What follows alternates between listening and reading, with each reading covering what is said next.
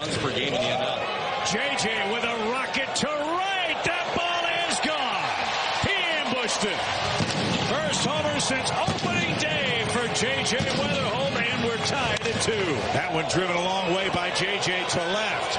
At the track and wall, it's gone. A 2-homer game for Weatherholt, and the Cardinals are 1 run down. What a night for Weatherholt. It's a clean swing. He's got real adjustability, and I just love that even when things aren't going well, you can't tell. It's the same demeanor. He knows the work that needs to take place in order to have success, and he's committed to that. And he just knows who he is, man. He's well anchored, and it's fun to watch. But today was a really good day based on the swings he took on the lefty. Like that's what you want to see.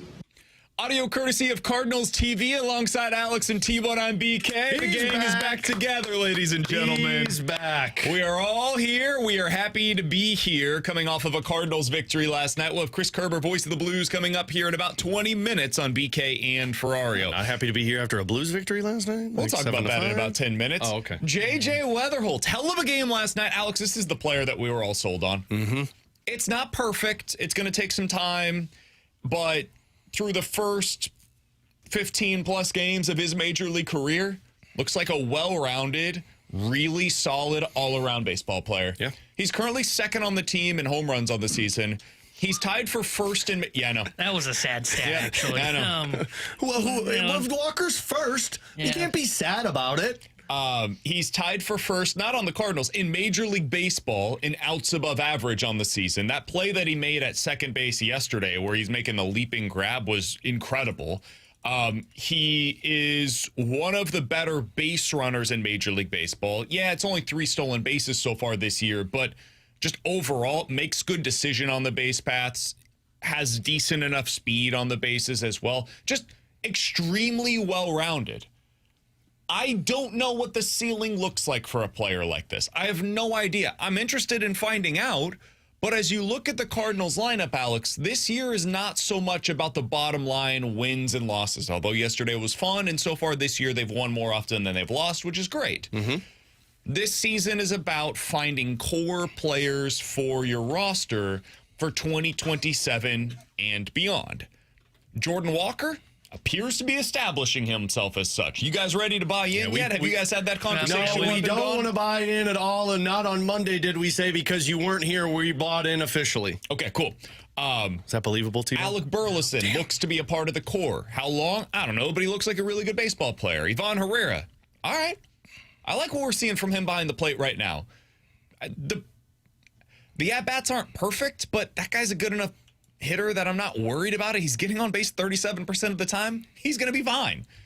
It looks like you've got 4 of the top 6 hitters for a pretty damn productive lineup right now, and I would include J.J. Weatherholt as part of that, Alex. Yeah, I mean, I asked you guys in the office if the perfect season, regardless of the outcome, was having Jordan Walker and J.J. Weatherholt being your 2 best bats. Because to me, I think that would be the perfect season. Now, obviously, you'd like some development with the pitching side of things, but we've talked a lot about this. I don't think you're worried about any of the 5 guys in this rotation as much as you're worried about the development of guys in the minor league system. But to find these bats, I mean, it legitimately, I talk all the time about that 3-headed monster in the middle of your lineup that you need if you want to compete in Major League Baseball. These 2 guys could be 2 of those 3. Now, none of them are the number 1 guy. You're still going to be searching for that no matter what. But if Jordan Walker is this, that's a legit middle-of-the-order bat, a Robin to the Batman, and then J.J. Weatherholt could be Alfred to the Batman, because that guy is somebody that you look at as an on-base machine, as somebody that you look at that does have the potential to have some pop, but more than anything, he's giving you competitive at-bats, and he's giving you excellent defense. Like, J.J. Weatherholt feels like kind of one of those missing links that the Cardinals have been looking for the while. So this is, as BK loves to make sure we understand, it's important to have fun even when things aren't going well. this is the fun portion of the season. If I can have offense that gives me 4 guys that get excited to watch every single game, because Walker is appointment television right now. Weatherholt might be by the end of this season. And then with Burleson and Herrera, man, I'm looking for one more piece, and my team might be, at least on the offensive side of things, in a good spot. I don't know if you guys felt the same way last night. I think it was the 8th or the 9th? I think it was the 9th, where Walker comes up and he hits a single. It's like, damn. Only a single. I think I saw somebody. Was it was like off the end of the bat too. It was still a line drive. I was like, my God, how strong is that guy? And the swing was just so smooth. I saw somebody tweet out the moment that happened. It was the 7th. It was the bottom of the 7th inning. He leads off. He hits a single against Stretch Armstrong out there. Yeah, I was like, man. I think the 9th was the pop up that he had where he swung and got under it. And even that went far. I saw somebody tweet out the gif of Leo DiCaprio in Once Upon a Time in Hollywood, where the little girl whispers in his ear and he starts crying. Somebody said Jordan Walker doesn't hit home runs at every at bat. That's kind of how I feel when I see him hit singles or pop-ups. It's like, no, that was supposed to be a home run. Yeah, with what they've got going right now, it feels like they're getting answers on like at least 4 of what you need in like 6 batters in a lineup. Because like Weatherholtz has been very impressive, and I don't know if we got to this or not, but we certainly had it as an idea to talk about on Monday and Tuesday. I wasn't worried what his numbers were showing early on because he still looked in control of his at-bats, right? He was drawing walks, he's patient at the plate, and as we're seeing, when he can get his A-swing off at times, he is able to do damage to the baseball. Now, I don't know if he actually is going to be a Batman or Robin. I think he's more of like the utility belt for Batman, or he's more of the Batmobile. He's a really good player. I don't know. We've taken this analogy to its great. Like I think we can end the Batman. I don't know that he's going to be a superstar for the Cardinals. But there we go. I think he's going to be a very good player for them. Like BK had brought up in the past of, hey, can this guy be Brendan Donovan? He looks like he can be Brendan Donovan, which is a guy that's going to be a really good baseball player, above league average, anywhere probably between 10 to 20% above league average. And right now, he looks like he could potentially be a Gold Glover at second base. As BK mentioned, he's tied for the major league lead in outs above average. That's a really good piece to put at the top of your order. And right now, they've only got 2 guys hitting, and it's really Burleson and Walker, and then Weatherholt's kind of flying under the radar with what he's doing. Once Herrera gets going, now you're talking about a 1, 2, 3, 4. It's going to be a little out of place because they're probably hitting a little bit higher than some of them should be, like Burley, maybe Herrera as well.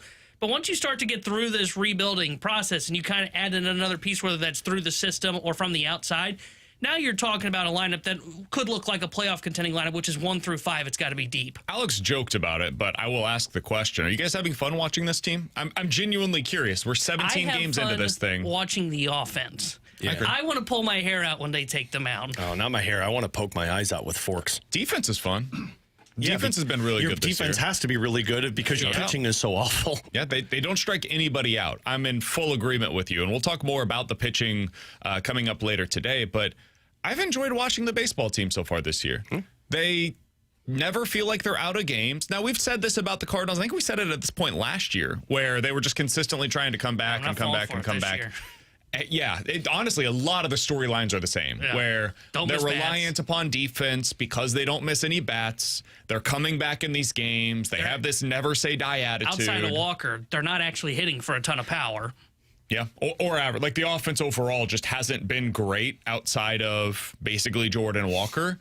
But it's a fun team to watch given what the expectations were coming into this season. I think that's a big part of it. I didn't come into this year saying they were going to be some kind of a playoff team. I don't think any of us had those lofty expectations. They're pretty much what I thought they would be. I think that's somewhere in that like 75 to 80-ish wins. If everything goes right, maybe they find their way to 85. I'd be surprised, but it's possible. It's in their range of outcomes at least. I don't think they're the disaster that a lot of us expected, or a lot of people expected them to be, including Vegas. And the big driving force behind that, and this is what I was trying to get at yesterday, is it's because Walker's hitting, right? If I told you... Oh, yeah, without Walker, this would not be a fun season. Yeah, if I told you we get 15 games in the year, I know it's 16 now, but let's make it easy numbers, 15 games in the year, and I said, there's 2 Cardinals hitting, the pitching's not been very good, and outside 17. those 2 Cardinals hitting, whatever, outside those 2 Cardinals that aren't hitting, the rest of the lineup looks bad. You would have said, yeah, that's probably right, and you would have said, yeah, it's probably Herrera and it's probably Burleson that are hitting. And you would have said, well, maybe Weatherholt's having a decent year as well. And I'd say, yeah, that's what I expect. What makes this feel different and why, like, I think they're surprising us, nothing to do with the pitching staff. It's because Walker's hitting. because we all know Herrera's going to get going. And once Herrera gets going, now you're talking about 4 guys in your lineup. And that's why it feels different to where they're not going to be the 90-plus loss team I thought they were going to be coming into the year. 314-399-9646. That is the Air Comfort Service text line. You can check us out on YouTube, as always, at youtube.com/101ESPNSTL. By the way, there's some news in Major League Baseball today. Kevin McGonigal and the Detroit Tigers have agreed to an 8-year deal worth $150 million. So McGonigal was the number 2 prospect consensus-wise in Major League Baseball heading into the season. This is what the going rate is for these guys. We saw a previous one with the Pirates. They signed their number 1 prospect to a 9-year deal worth $140. I think I have those numbers correct. This one's 8 for $150. So somewhere around that range is what a top prospect is asking for nowadays. There is a very clear difference between those 2 prospects, the ones that signed these deals, and J.J. Weatherholt, in my opinion. It is not the quality of the player. Instead, it is simply their age. McGonigal is 21. In order to get the late 20s for the Tigers, they have to sign him to an extension. Otherwise, he hits the free agent market when he's 27, based upon the current market forces that are out there, the entry-level deals they signed. For J.J. Weatherholt, that calculus does not exist. He is 23 years old today when he made his Major League debut. He will not hit the free agency market until he is 30. So the Cardinals do not have to buy out any of his free agency seasons in order to get the entire 20-plus years of his career, the age 20 seasons, with the Cardinals. Therefore, they are not really incentivized to get this kind of a deal done. I don't know if you guys have seen the numbers on what McGonigal is getting over the course of this deal. It is far more than what he would get in arbitration, almost certainly. Nobody gets the kind of dollar figures that he's going to get on his current deal through arbitration. But the calculus is we now get all of his age 20 seasons, which means we get his entire prime here in Detroit. For the Cardinals, they don't have to sign that contract. So to me, I don't think they're under the same pressure to get any kind of an extension done. I understand that that is the fun thing to do. Get the contract signed. You know what it's going to be. Lock it in. But if you're a Cardinals fan, no, you've got him for the next 6 years. You have the prime years that the Tigers and Pirates had to sign these extensions in order to get under club control. You've already got that, so I wouldn't be worried about this today. In fact, I would advise the Cardinals, not that they would listen to me, but I would advise the Cardinals, unless it's a much lower deal in terms of the dollar figures, I would advise them not to sign an extension with J.J. Weatherholt today. I don't think they need to do that. Yeah, look, I mean, J.J. Weatherholt's kind of like the bat suit, so you don't want to go out and overpay the bat suit. No, everything you said. Utility belt. No, that's it. No, the grappling thing. You're right. Like this is a guy that I'm not going to worry about until you get closer to free agency because one, the age is right in line with it. You've got control over it. You're a rebuilding team, and honestly, if he is the Hall of Fame-esque player that you hope he can become, I'm going to pay the guy no matter what. So let's just play this thing out. A rebuilding team doesn't need to go out there and throw a long-term contract extension at a J.J. Weatherholt at this age. Yeah, I'm with you there. I just don't think there's no need. There's no need to do it because of what both of you said. One, there's no need to sign him because you're already locked into his age 20 season, so you're getting most of his prime already. And two, I just wouldn't do it because if he is as good as we think, okay, well, that's fine. I'll just pay him when he really shows it, right? Right now, I want to see him prove it. You know, there's a chance that he looks really good here in year one, and then he ends up doing like what Walker did for the next 2 years, right? Where he's 20%, 30% below league average. Or Dylan Carlson. I think that's the closest comparison that I can come to for his style of play. Yeah. That doesn't mean he's going to be bad, but Carlson had a very good rookie year as well, and then injuries happen, exactly. Which is, it's baseball. Baseball happens to these guys. Yeah, and if injuries take hold, now you don't want to be stuck on like an 8-year contract, for example, where you're overpaying him for his value. So I never like contract extensions, and it's because of what we just talked about there. Baseball's so wild and so reliant on almost luck, essentially, when you're talking about hitting. I never want to sign guys to contract extensions. There's very few players that can consistently put up the same numbers throughout their entire major league career. Kevin McGonigal's 8-year, $150 million contract by year. This year or next year, $1 million, but he gets a $14 million signing bonus. That's important. Oh, what a win. After that, $16 million, $21 million, $22 million, $23, $23, $23. with the potential to become more if he reaches certain escalators that exist within the deal. He also gets $5 million at any point if he's traded, just as a trade kicker. So you're basically saying he's got to be worth an average of about $20 million a year in order for this to make sense. It's a gamble. And it might be a worthwhile gamble for the Tigers, for the Cardinals, given where they're at with JJ. I just don't think they're under the same pressure to get this kind of a deal done. They could do this in the future. Like, you get 3 years in, you love the way that JJ Weatherholt's playing for you. I'm not opposed to extending the player. But for this kind of a deal, these terms, the dollar figure and the years associated with it, I think it's a bigger risk to the Cardinals than it is for all of these other teams that are signing these deals for players that are younger, where they've got to get this done sooner. Alongside Alex and T-Bone, I'm BK. Happy to be back with you. It is 11:17. Your time check brought to you by Clarkson Jewelers, an officially licensed Rolex jeweler. We will have Chris Kerber, the voice of the Blues, coming up at 11:30. Alex said something earlier today to us, though, in the office that I want to get into. He said Robert Thomas is going to be the next captain of the Blues. I learned that last night, and he'll explain why next here on 101 ESPN.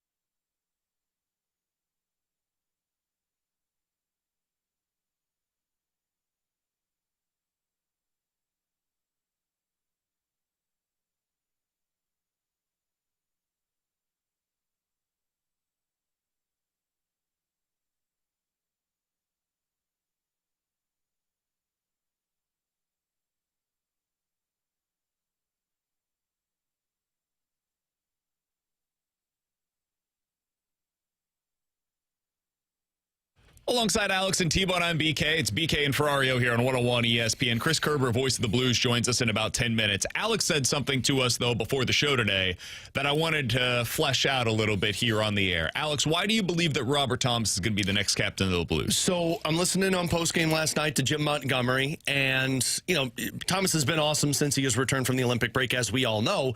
But Jim Montgomery's doing his postgame conversation, and I hear this comment when he was asked for the overall breakdown of the game. I do give the players credit, though. At the end of the first, I grabbed Robert Thomas and I said, you guys have the room. I said, I'm not coming in. I said, you guys know how to play the right way. Why don't you guys discuss about what we got to do anything different to get back in this game? And the second period was much better. I heard that and I said, Robert Thomas is the next captain of the Blues. Because Jim Montgomery grabbing Robert Thomas after that first period, which was just an awful period by the Blues. Everybody's turning the puck over. Nobody's forechecking. It was a terrible period. That's Jim Montgomery testing the waters of, hey, I'm going to go up to the guy I think is the leader, and I'm going to tell him he's got the room. And most times coaches do this, but to give that to Robert Thomas and watch how they came out in the second period, and it's no coincidence that the line that got the game going in the second period was Jimmy Snuggerud, Dylan Holloway, and Robert Thomas.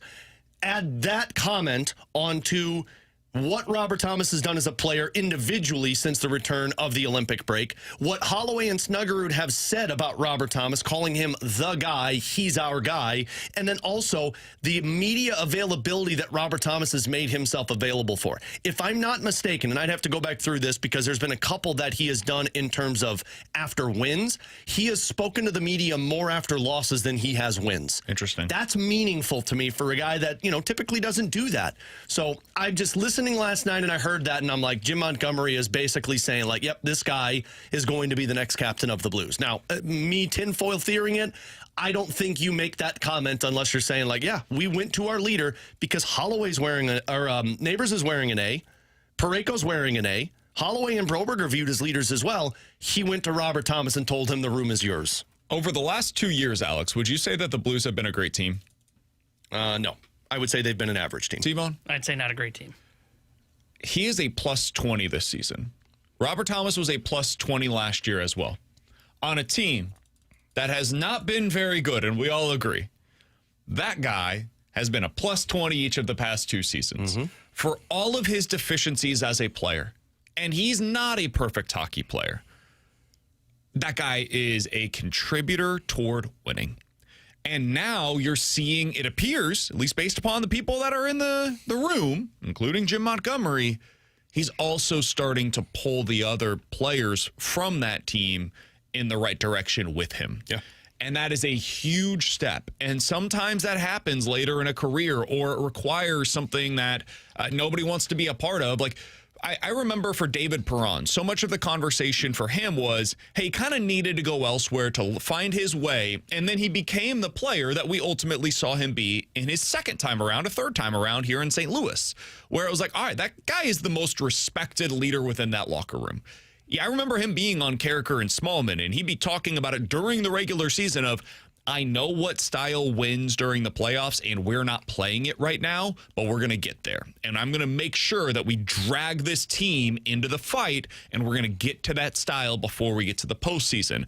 He was a huge part of that. The beginning of his career, ain't no way in hell he would have been talking about that. No, Andy Murray did not like that guy. So the reason I bring that up with regards to Robert Thomas is because people change. People grow, not just players, but people. And I wonder if we've seen some of that, Alex, where Robert Thomas is now taking ownership not only of his game, but of this team and of this organization in a way that we hadn't seen previously. And if so, yeah, I'm open to it. I have always said I think that Jake Neighbors is like the guy that I would pinpoint as the next captain of the Blues.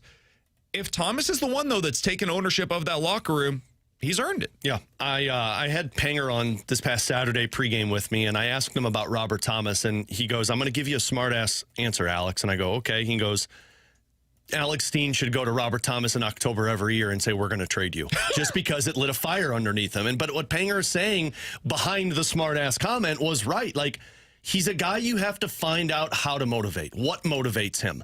And I wonder if the spotlight motivates him. And if you think of Robert Thomas, his entire career, he's been able to live in the shadows. right? Ryan O'Reilly, Alex Petrangelo, Alex Steen in those first couple of years. Then when it was the next core, it was Braden Shen, it was Colton Parayko, it was Justin Falk, it was Cam Fowler. Now the shadow has been casted. Like, the sun is gleaming on him to where it's like, you are the face of this team. And some guys thrive under that. Like, I look at rebuilding teams that, like the San Jose Sharks, for example, and by no means am I comparing him to Macklin Celebrini. I'd be in. But, like, Macklin Celebrini is the face of the Sharks. He is going to be the captain of the Sharks. It's easier for rebuilding teams to give it to a younger player and say, hey, man, this is all you, because there's nobody that they're living in the shadows of. Like, Robert Thomas joined an organization that had such a history behind it, that had such a DNA of hard work and hard-nosed play. There were guys that put that out there, and Robert Thomas could just play his game. Maybe he's one of those guys that elevates his game to the next level, but I also think we have to give it credit, too, to where he elevates his game and takes on that leadership role when things are going well, and things are going well because he's got two elite players with him that know he can take the best out of. We've had a number of people, and I think this is a fair question, on the text line from Well Endowed and Manchester Milkman and Mahomes Longbody. They're all saying, I know, Milkman. What a time to be alive, man. Goodness. Is that really what you want as your captain? Is somebody that needs to be motivated by external factors, right? External forces of, we're going to trade you, or, hey, you were able to live in the shadows. Now I'm putting you into the spotlight, and only now are you really showing all of these things where that carrot is out there. Like, will it be the same guy when you have the C on your chest? Does that motivate you the same way as reaching that goal of becoming the next captain?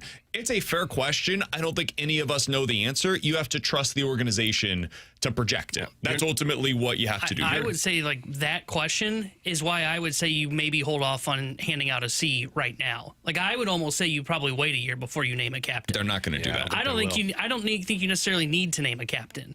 And I think it's a fair point on the, well, why does it always take, and I've brought this up before, is the shot across the bow to wake the team up. Thomas is a guy that we never have questions about in the second half of the season. It's always does he drag the team into the fight in the first half? And that's why, like, I just think it's too much. And going back to the conversation we had yesterday about Monty's comment about, hey, we shouldn't be reading too much into these end of season pushes. I wouldn't read too much into this behind the scenes locker room stuff in the end of season push either. I think you got to go a year to see if he's actually going to be this guy at the start of the year. But what does that teach you? If your question is, will he continue to be motivated after having the captain put on his chest, the captaincy, you won't know that until you put it on his chest. And if it's a good I don't thing, know that that it he's motivates earned him. it yet. But if it's a good thing, well, I think he's earned it in terms of his The organization decides that, though, not us on the outside. Well, and the players, that's the part that people need to understand. Like, this isn't what we see, it's what is taking place. And I think Backus told us this when you asked him, is it something we can see tangibly as fans? It's what the guys are saying in the room. And, like, I'll never forget Snuggerud's comment when they asked him on it. And he's like, yeah, he is the guy in this locker room. I think all of those younger players view it. But honestly, what does it matter if it motivates him when he gets the C and takes his game to the next level? If that's the case, then you probably should have given it to him a lot sooner, so he would have taken his game to the next level. Yeah, I think my question is more of, like, is that what's motivating him right now? Is the motivation the fact that that carrot is now out there for the first time really in his career where he could become the next captain? But you're not going to know the answer to that question until you give it to him, or you give it to somebody else and you find out what the Here's results my other are question, there. too. What would have been his motivation last year to turn it on? Like, they didn't put his name in the trade rumors last year. Like, the slap across the bow wasn't from Doug Armstrong. It wasn't directly him. It was desperation, and they fired a coach, right? Once you fire a coach, well, who's the blame go to? Now, some of us were saying, yes, it was Drew Bannister was a coaching problem. It was also, hey, this team just got a second coach fired. And who do you circle when that happens? The best players. I would argue that players. what we have seen is that when he's healthy, he's a point-per-game player, and he wasn't healthy. And he has not played with, and this is what we talked about yesterday, T-Bone. In my opinion, he has not played with the two guys that have the ability to take their game to an elite level. I mean, Jim Montgomery compared Jimmy Snuggerud to Matt Boldy's start of his career, and he said, like, could he get to Matt Boldy level? So, like, that's the next step. So, I mean, you can judge this however you want in terms of what motivates Robert Thomas and if that should make him the C. All I can go off of is the guys that make the decision, and it's Alex Steen and Jim Montgomery, and they pull that locker room. That locker room speaks highly of Robert Thomas. I don't know how Alex Steen feels about Robert Thomas. We kind of know how Doug Armstrong felt because of the trade deadline conversation. But after hearing that comment from Jim Montgomery, now I know, because he could have easily gone to Colton Parayko and said, room's yours. He could Or have Jake Neighbors. Or Jake Neighbors and said, the room is yours. He pulled Robert Thomas aside and said, the room is yours. You guys need to handle this. You know how to play. And they came out, and that line got them going in the second period last night. With Alex and T-Bone, I'm BK. We'll get Chris Kerber's thoughts on this coming up next here on 101 ESPN.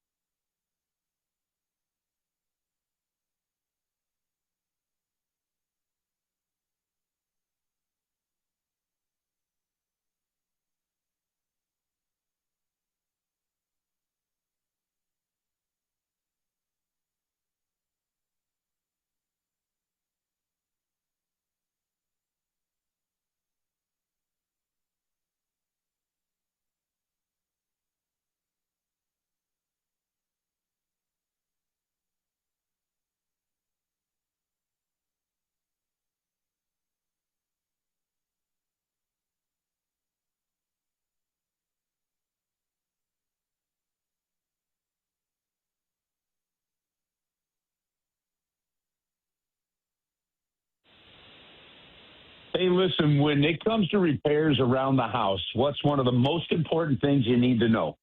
What's one of the most important things that makes you comfortable?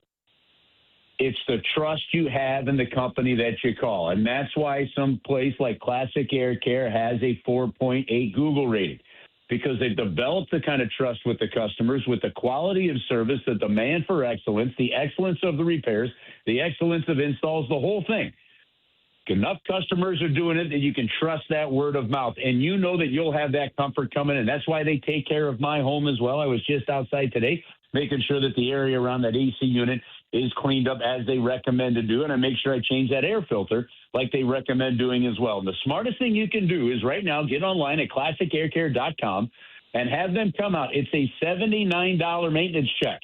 It's a small price to pay to make sure that you're doing everything you can to avoid catastrophic repairs that could cost you thousands and thousands of dollars. It's just that simple. You log on to classicaircare.com, you book an appointment. They've got over 100 vans on the road. They can typically get to you within 24 hours. If you need a repair or some kind of service along those kind of lines, it's just that simple. It's quality, it's trustworthy, it's expert service, and they take care of your home to make you comfortable. They've been doing it since 1926. Log on to classicaircare.com, book appointment today. Trust the service you're going to get and make sure that your home is comfortable the way you want it. They've been making people comfortable since 1926.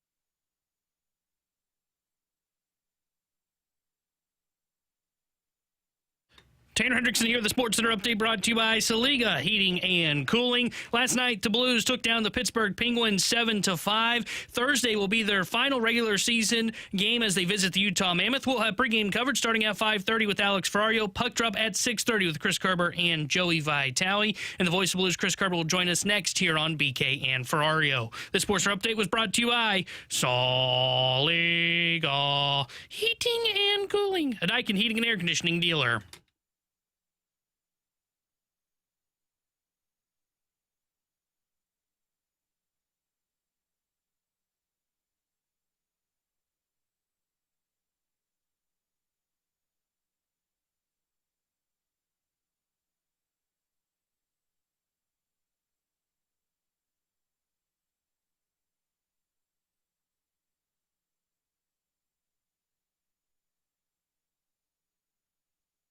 With Alex and T-Bone, I'm BK. Happy to go out to the Kiley and Thompson hotline to be joined by Chris Kerber, voice of the Blues. One final game for him as the voice of the Blues this season. He joins us now here on BK and Ferrario. Kerbs, how you doing, man?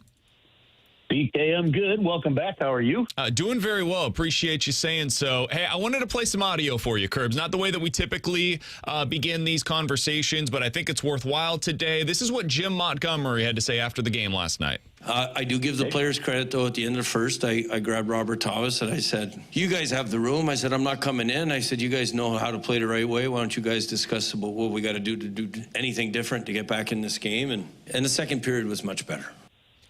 He basically says there, hey, Robert Thomas took control of the room for me yesterday, and that's how we ended up coming back. That sure sounds like the kind of thing that a captain would do, Kerbs. Is that the same reaction you had when you heard that quote yesterday from Jim Montgomery? Yeah, I believe so. I think that, you know, with the void of having the guy that had been around for a while and, you know, was a big part of a Stanley Cup championship gone and Braden Shen, there's been opportunity to step up. And what I'm been hearing from guys in the room is guys like Robert Thomas. You heard Jimmy Snuggerud mention Jake Neighbors yesterday, you know, stepping up, being very vocal in those situations right now. And that is kind of what you need to see. Joe Vitale's been broadcasting the games down on the benches. He's been talking about how vocal Pavel Buchnevich has been and Jimmy Snuggerud. So, you know, sometimes when you move somebody out, other voices they don't have a choice. They have to rise to the top. And that's what's happening. So, you know, look, Ken Hitchcock, BK, said all the time that a team is ready to start taking off, you know, when the players take over the room. Now, I don't know that we've seen that yet, and I don't know if the Blues are fully ready for that. But that was clearly hey, look, you guys know from me what to do. Go figure your own work out because, like, this is crazy what we're seeing again. And the players took it upon themselves to do that. That's a positive thing. And Kerbs, do you think that it could have benefited Robert Thomas in terms of that leadership growth when we saw Braden Shen and Justin Falk move on to potentially open up that opportunity to where, you know, there's not as many veterans that you can, for lack of a better phrase, hide behind where the Blues have been over the last few years?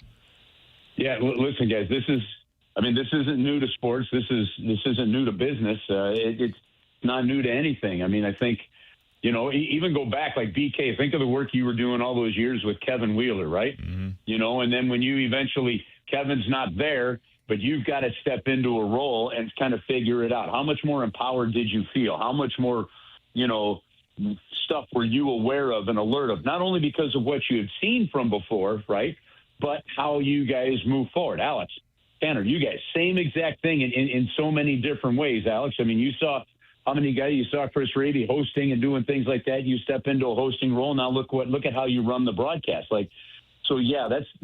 It's really kind of simple that way. And sometimes when you do move out, someone that's filled a role, somebody else has to step in. There are people that naturally do it. There are people then that kind of reluctantly but still do it well. And people find their new roles. And I think that's exactly what's happening with this hockey team.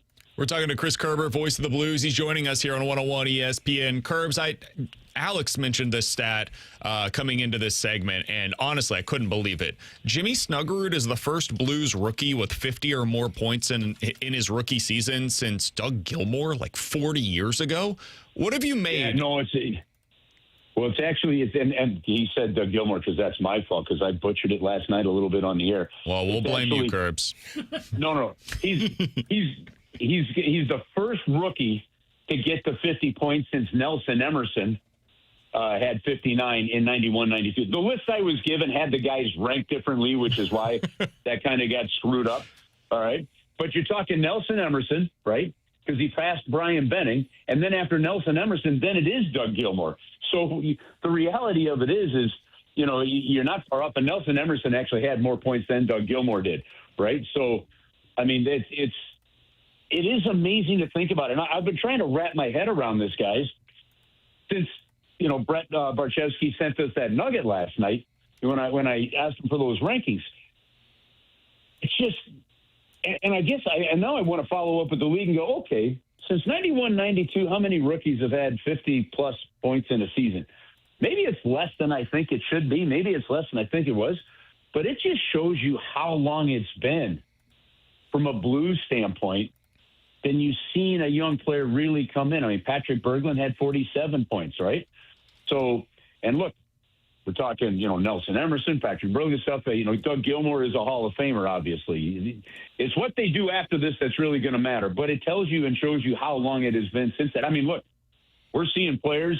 You're seeing players get 100 points now in the National Hockey League. And the last Blue to get 90 points was Pavel Demitra. So, yeah, it's been a while since we've seen some stuff like this. I can look this up for you, Kerbs. I was just looking at it. I think 50 points by a rookie since, what did you say, 91-92 season? Nelson Emerson. Yeah, so 91-92 season, it lists, if I'm looking at this right, so you could back me up here, BK. Okay. NHL.com has 96 players that have been rookies that have put up 50 or more points in their rookie season. That's what I've got in my database that I use as well. Okay, now here's the question. Does that seem like so you're talking what, 25 years, right? Mm-hmm. 35. 25 years. 91, 92, 35 years. Thank you. 35 years and only 100 rookies in the league is what that says. Basically 3 a year, Kerbs. Yeah. I'll do the math so you don't have to this time. Hey, how about this one for you, Kerbs? Jimmy Snuggerud. Well, you know what? Go ahead. Listen, but I was going to say, but there's a reason why that perspective is important. Because while we go sitting there going, wow, boy, it's been a while for the Blues. Yes, it has. That doesn't seem like a lot when it comes to a 35-year span. How about this one for you, Kerbs? Jimmy Snuggerud has the same amount of goals and same amount of points as Jerome Iginla had in his rookie year. And Iginla played 82 games, and Jimmy Snuggerud is going to have 70 games by the end of his rookie season. Ipso facto, he's Jerome Iginla 2.0. Yeah. We got Jerome Iginla, Kerbs. Well, maybe not. Different style of player. Peter Forsberg as well. Actually, fewer goals for Peter Forsberg. So if we take Jimmy Snuggerud's totals with Jake Neighbors' nose in the middle of things, or mixed in a little Nathan Walker in there, now we're getting closer to what they saw. But I guess the point is now as you turn the page and you look ahead and you start to realize that the Blues are going to probably be drafting somewhere in that 8, 9, 10 range. And then they have the 2 other picks. Another one will be top. I know that's another story for another day. It's like you start to realize the one thing that they've had, whether I'm looking at Robert Thomas at 20th, whether I'm looking at Jordan Bennington in the 3rd round, whether I'm looking at David Backus in the 2nd round, or Colton Parayko in the 3rd round, or TJ Oshie and Patrick Berglund and David Perron late in the 1st round, those kind of things, from Jarmo Kekalainen through Bill Armstrong through Tony Feltrin now, the Blues have had some really good, consistent draft processes that have allowed them to find good players in that middle to late part of that 1st round of draft and into the 2nd and the 3rd round. And that's massive. So I think it gives you a lot of hope that, look, yeah, maybe you were hoping for a top 5 pick. They're going to know what they're picking at in the top 8. And the other reality is like, not all of them are going to hit, but at some point, maybe it's Snuggerud, maybe it's Sparvino, maybe it's Jiricek who was taken 16th.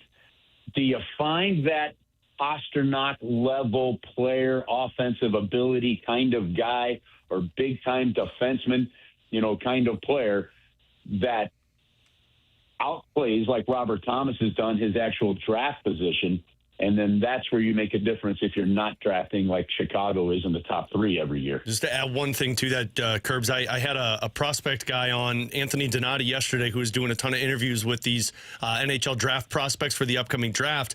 And I asked him just about the scouting staff of the Blues. He said, in his opinion, it is the best scouting department in the National Hockey League. He said over the last 4 years, they have the equivalent of 8 first-round picks in their pipeline. Wow. Yeah, I mean, and look, and I have this in my book, which is not in front of me, okay?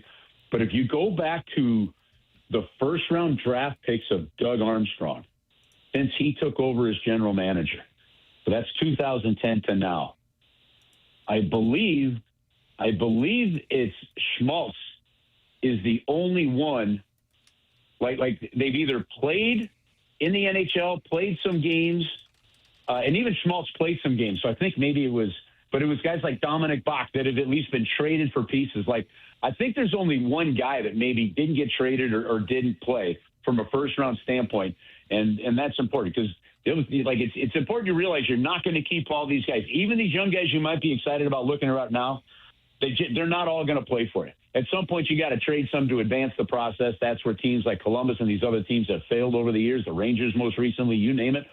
So, but the good news is whether it be via trade or eventually playing, man, the Blues have found some success in the draft. Bach's the one guy that didn't reach the NHL level. Yeah, everyone else has played in terms of 1st-round picks. But did they? But was Dominic Bach in the trade for Falk? Yeah, for Falk. Yeah. So you got the value. I mean, they maximized his value clearly based upon the fact that he did not end up becoming an NHL. Because David Rundblad was the one that was traded for Tarasenko, so that one was also value that played at the NHL for the Blues. Well, guys, and for perspective, compare that to say the Cardinals over the last 5-6 years. You kept hearing about this plethora of pitching and this other stuff that's coming, and there wasn't a willingness to move any of them to advance the process. And then when some of them don't make it, you end up with the cupboard a little bit more bare for a little while. And we've seen that happen with NHL teams. Like I mentioned, the Columbus Blue Jackets, the Toronto Maple Leafs, you name it, teams like that. So.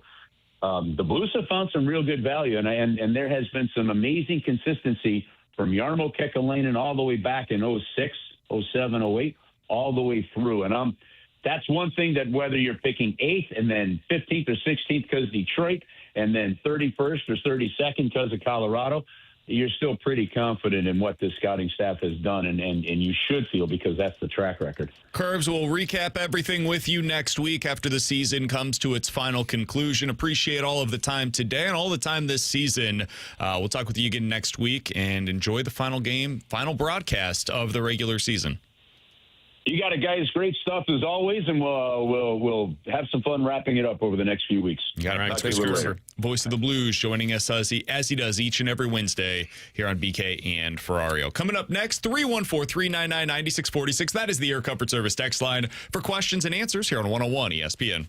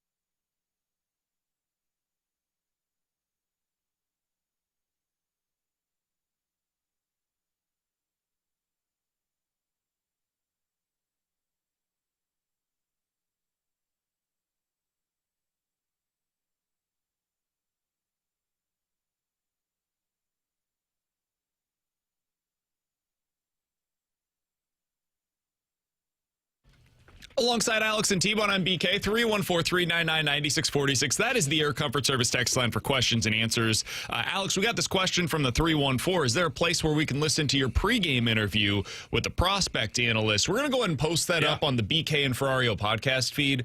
So that'll be available for you over there. If you missed it, Alex was able to talk with somebody yesterday. Alex, what did you learn? So his name's Anthony Donati. He goes by the Prospect Don on social media, where he just posts a ton of different videos. And it was a fascinating conversation because we talked about the pipeline in terms of what I mentioned and in terms of how good their team has been. We talked about Ivar Stenberg. He actually believes there's a chance Stenberg falls out of the top 2 and gets to like the 3rd or 4th overall pick. And he said if that happens, he really wonders if the Blues can use their assets to move to 3 or 4 in the draft, because he said also Ivar has made it very clear that he wants to play with his brother. Like he talks all about it. He was in St. Louis on Monday night against the Wild, but we also talked about a couple of other guys. He said that if you're in the top 12 of this draft, you're getting a borderline tier 1 player. None of these guys have the superstar potential other than Gavin McKenna. But he said there's 4 really good forwards and there's like 8 good defensemen. And he comped the defensemen in this draft to the 2008 draft where Alex Pietrangelo was taken 4th overall by the Blues and had 7 in the top 15. That was with Hedman and Doughty and Carlson. But he also comped it to 2 years ago in the draft where I think there was 7 in the top 12. So he was really good about this breakdown stuff. So, yeah, we'll put it up on the podcast page. You can check it out. All right, 314-399-9646. That is the Air Comfort Service text line for questions and answers. From the 636, do you guys think if the Cardinals are in a playoff spot by the trade deadline, they'll push for something to help improve the team, or will they stay pat / trade pieces away? I do not think they'll go like all in or anything like that, unless they're an unbelievable team, which seems very unlikely. I think they would be more likely to add, on the edges. Like they could go get, if at that point nobody has emerged as a clear left fielder, like if Newt just isn't able to get healthy this season and the current options aren't good, they could trade for a replacement level starting capable left fielder, or maybe an extra bullpen arm that can come into the 7th inning situations. Like that kind of stuff. Yeah, sure. They could throw a lottery ticket out there for it, but I don't think they would make any kind of big ads. Yeah, I think it'd be marginal upgrades. I'm with you. It'd be, adding a 4th starter or something like that, or maybe a replacement level outfitter. It'd be ones where like when they make the trade, it's probably nobody that's in their like top 20 in their prospect system. That's the kind of moves they would do if they were going to be quote-unquote buyers at the deadline. I don't care if you're in a playoff spot, if you're not in a playoff spot. If you've got pieces that are worth something, I'd trade away. From the 636, if Weatherholt and Walker continue to play at their current levels, does that make it an automatic success of a season? I'd say Weatherholt I would want to see more from. He's been good, don't get me wrong, but for me to say, like, based upon knowing nothing else about the season, other stuff could become an absolute disaster, I would need more from Weatherholt for this season to be a success. But Walker in and of itself is pretty close to getting you there. I mean, he's got the potential this season, if he continues playing at this level, to be a superstar. And that changes everything. So I would say no, doesn't automatically make it a success, but we're getting close. Yeah, I think it's a massive piece of the success pie, but I think also to have it be successful is you have to see the ongoing development of your pipeline with the pitching and Joshua Baez and Rodriguez continue to develop, because I think those are the other 3 that this rebuild is hinging on. I would say success, and I would even throw Weatherholt in there as success. I've always said if he can be about league average in year 1, that's a win. For how hard it is to hit at the big league level, if he can be league average, it's a win, and then you hope he can just continue to grow as a major leaguer. But, yeah, I would say so, and that's without knowing anything that happens on the pitching side, because I just don't think you're going to get positive answers on your pitching at the major league level this season. From the 636, how excited can I be about Blaze Jordan? He's absolutely raked at every level since high school. I understand that the difference is there between the minors and the majors, but he seems like a legit prospect. I wouldn't be overly excited about it. Raked is a strong classification for what he's done. He's hit for power basically everywhere he's ever been, but there have been times in the past where that's kind of been his game, and that's pretty much it.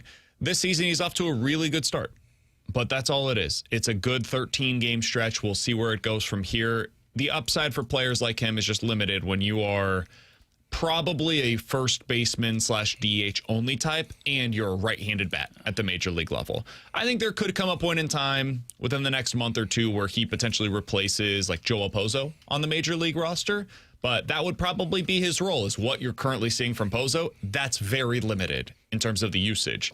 And Pozo's clutch, so I don't know, man. It's going to take a lot. I said this the other day when someone asked this. I think he's Luke and Baker 2.0 in that role of, when we have a need for a right-handed bat off the bench, he might be our first call. Because you're right, he doesn't seem to have much position flexibility. Feels like a first base DH type. Those guys just aren't valued across the league. And the other thing, too, is I know they're trying him at third. I think he started 5 games at third base, so they're trying to create some position flexibility for him. I haven't heard anything that seems to say, like, hey, this guy's really good at third. He's played there in the past, but he's got to be a good defender. If he's a good defender at third and he continues to hit, now it's a little easier to create that pathway for him to the big leagues. From the 319, how long do you stick with the current catcher rotation before you call up Jimmy Crooks? I don't know if people have noticed. He's really slowed down. He's not hitting for the same power as he was early in the season. Here's his strikeout numbers over the last week. 4.2320 over his last 5 games. 0 in the last game. Yeah. Hey. You're going to stick with this for a while. They're not just going to see 15 games by Jimmy Crooks and decide, you know what we decided to do coming out of spring training, that was the wrong decision. No, they sent him down very quickly in spring training for a reason. He's still got stuff to work on. And I would guess a lot of this is behind the plate more so than what he's doing at the plate as a hitter. I think they really want him to become a well-prepared catcher, and they don't want to make the same mistake with him by rushing him to the major leagues that they made with Ivan Herrera, where they were like, all right, the bat's good, let's go ahead and get him up here. And then what they forgot was we've still got to develop him as a catcher. So I think it's going to be a little bit before we get there. Yeah, it's kind of where I'm with you. I mean, I've always kind of thought that. Like, I'm not going to rush Jimmy Crooks, Bernal, Rodriguez in the midst of in the beginning of a rebuild because Pedro Pajes isn't hitting. That's it. We knew he couldn't hit. Well, the one thing we need to remember, guys, is when guys aren't performing well, it's kind of a good thing in the rebuild. Don't end up like the Blues where you're selected 11th overall in the draft. Yeah, I'm with you guys. I think it's a while till you see Jimmy Crooks. And if it is behind the plate stuff, that can take some time, as we've seen as they've gone through this development process with a lot of catchers in the past. I think if you see him this year, it's going to be post-trade deadline. And I don't know if that means they trade Pajes or what exactly, but that would be my guess is when you see him, or as a September call-up. He's T-Bone, that's Alex, I'm BK. Coming up next, what's more likely to carry the Cardinals this season, the offense or the pitching? We'll dive into that next here on 101 ESPN.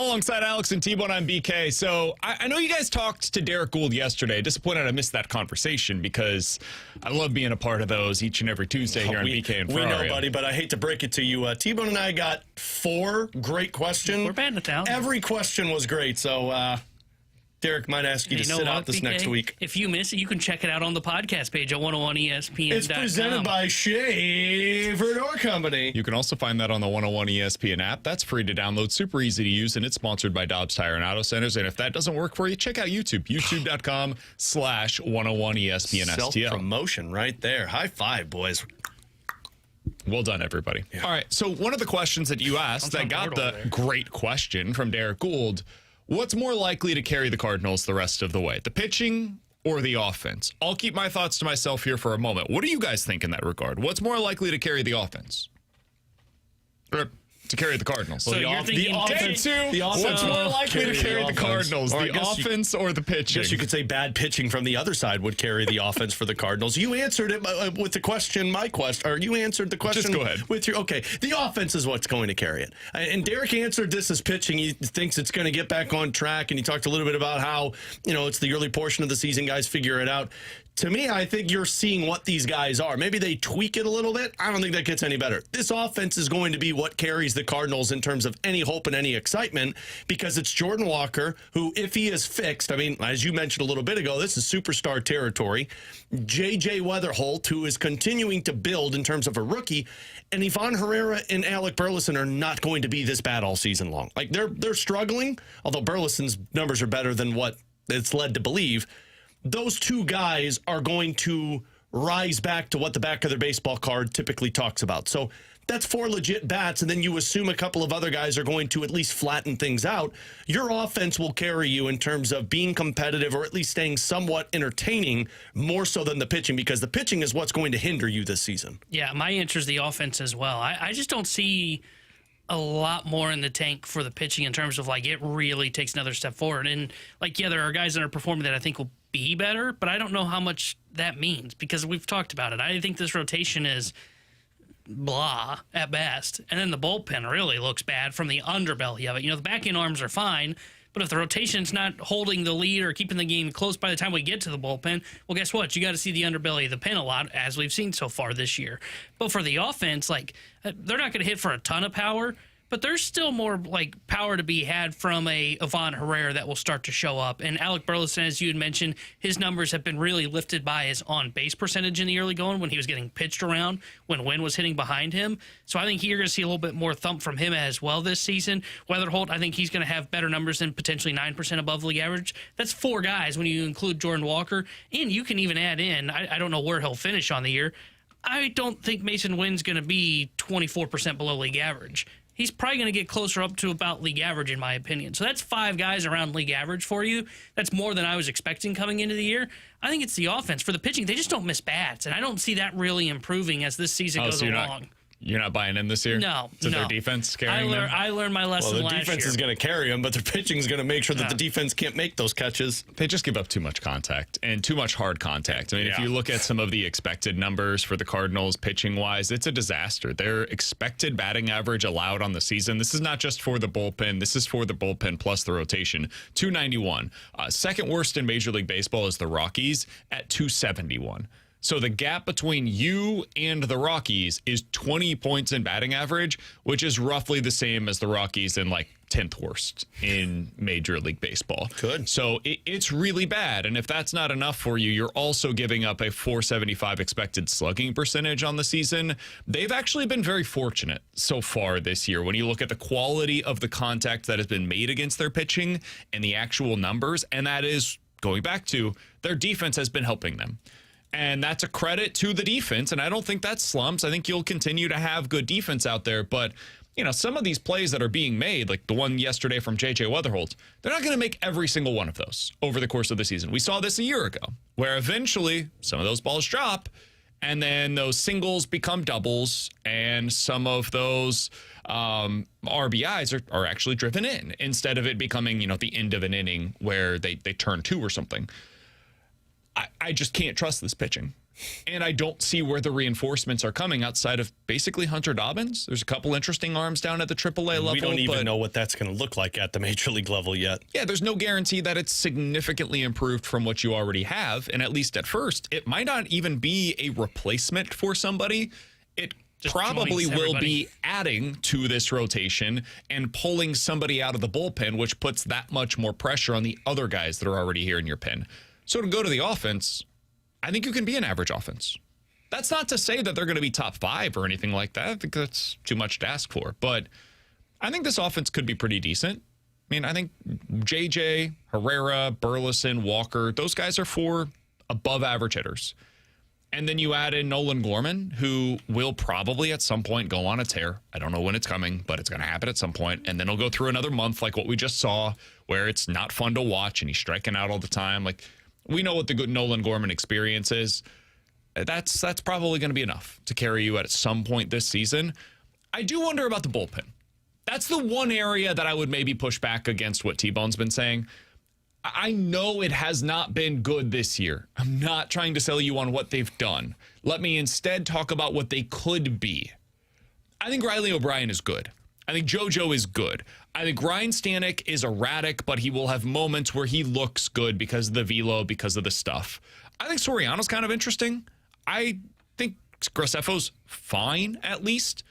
We'll see what happens with Swanson. I'm still skeptical, but then they've got a couple of arms down at the AAA level right now that maybe will be able to help them out here. That might be the makings of a solid bullpen. I think, again, that could be middle of the pack. So middle of the pack bullpen, middle of the pack offense, that's solid. It's solid. I don't believe Let's it's just not going talk to be, about the rotation. I don't believe it's going to be middle of the pack, nor do I think the rotation will be middle of the pack. I think this pitching is probably headed for bottom 10 in both categories moving forward. But again, it might be the best outcome for the Cardinals to have great offense, not great, really good offense with some guys that look like they're emerging and taking that step you needed them to. And your pitching might hinder you enough to be still a top 10 pick at the end of the season. All right, T-Bone, sell me on this thing that you're talking about with the crisis that they're about to hit. Yeah, I brought this up yesterday. There's so much tone on that one. I know. Welcome back. Welcome back from Disney World. 2 days, man. Not 1 inch of tone between us. At all. We disagreed with each other on a couple of segments. Right, tell me about the innings. I have some fear about their lack of innings coming from the rotation and what it's going to mean for them. And this is why I would say that I would push back on what you're saying about middle of the pack bullpen. If they're not going to continue to get innings from this rotation and they keep burning through these arms at the rate that they are right now in the bullpen, to where they are trying to churn through the roster, they've lost a ton of depth on the left side in their bullpen. You look at their rotation, they've lost Fitz on, what was that, Monday when he went down with an injury. So now they're basically down to 6 starters, which sounds familiar to anybody. That was what was going on last year around this time. You add on that of, okay, you're down to 6 starters, essentially. Your starters aren't getting deep. Your bullpen is being burned a lot to where when these guys come in, they're throwing a ton of pitches. It's something that starts to really build upon itself as this year goes on, to where it starts to really burn down that bullpen. And when you already have a bullpen that hasn't been good, that you're already putting a ton of pressure on it because your starters aren't going deep, that just continues to snowball into what I would call a pitching crisis, which is now these guys that were effective in the year, well, now they're pitching a lot and they're becoming less effective out of the bullpen because our starters aren't going deep. And if they lose another body in this rotation, now I'm really concerned about them lacking pitching depth. Not because I don't believe in Bryson Mont or Quinn Matthews. They're not ready yet, though. And so that's why I wonder if there's a pitching crisis starting to develop with the St. Louis Cardinals. But I said this yesterday to Alex off air. I think that happens a lot with teams that are in rebuilds. They run into these pitching crises because they don't have a good enough rotation. I don't think they're getting too few innings from their starters. Like, I guess that would be my pushback is, who are these starters that aren't getting deep enough into games for you? I'd say Leahy hasn't done it well enough. I thought Libby would be able to get deeper into games, and he hasn't done it really. It's really been McGreevy's the only guy you can trust to go 6 innings so far this year. But that's normal at this point in the year. Like, that's not different. And Leahy's gone. The problem, though, is now you're adding on if your starters are going to do what you said, which is normal this time of year, which Dustin May, for example, when he threw on Friday against Boston, came out with 75 pitches, I think it was, in the 6th inning. Wasn't shocked because it's April. The problem they're having, though, is these bullpen arms are coming in and they are getting crushed, and it's forcing them to burn more bullpen arms in these games. So this would work out, actually, probably ideally if your starters were going shorter, if your bullpen could hold up. And the bullpen's not holding up, and they're having to kind of churn through the bullpen arms in the minor leagues because of it. But that's okay. I see them having a problem here soon. I think if you're looking for quality, it's a problem. But I feel like we're talking about two different conversations here where they're not going to have quality. We've known that. It's not going to be great when it comes out of the bullpen for some of these guys that are coming in the 5th or 6th or 7th innings. But that's not what the season is for. They kind of knew that, and it's almost by design in a lot of areas. Otherwise, they would have gone out and spent on bullpen arms, or they would have made trades for bullpen arms. I mean, worst case scenario, you just go to the scrap heap and find somebody new. Every time somebody goes on waivers, you're like, cool, claim them. Yeah, you go get the next TJ McFarland or the next guy that's coming in, throwing 98, doesn't know where it's going, walks the world, and hopefully he has a little bit of strikeout stuff. And you just take chances on these guys. And you get your next Justin Brule after he fails for you, or your next Ryan Fernandez when he fails for you, or your next George Soriano that's 27 years old. It's never really worked elsewhere, but you've fiddle with the knobs and maybe you end up getting something more interesting than what he's been elsewhere. Like, I think that's what this season is all about for the Cardinals. George Soriano last year for the Marlins pitched 36 innings and had an 8.5 ERA. He's been one of the top 4 bullpen arms for the Cardinals so far this year. And that's what you're going to have to continue to do, is you've got to find guys like that can pitch into leverage innings for you, and hopefully you're able to hit on enough of them. But, yeah, I don't think that this is any kind of a crisis. I think your starters are doing what was asked of them. I think your bullpen, yeah, it's blowing up occasionally, but we all kind of knew that was coming anyways. I don't see there as any real crisis whatsoever with what you're getting right now. Pitching wise, yeah, I think quality, yes, but in terms of the numbers, I think your innings are fine. I think this would have been a crisis the last 3 years when they believed that they could still compete, because we went into the season talking about lack of depth for the pitching.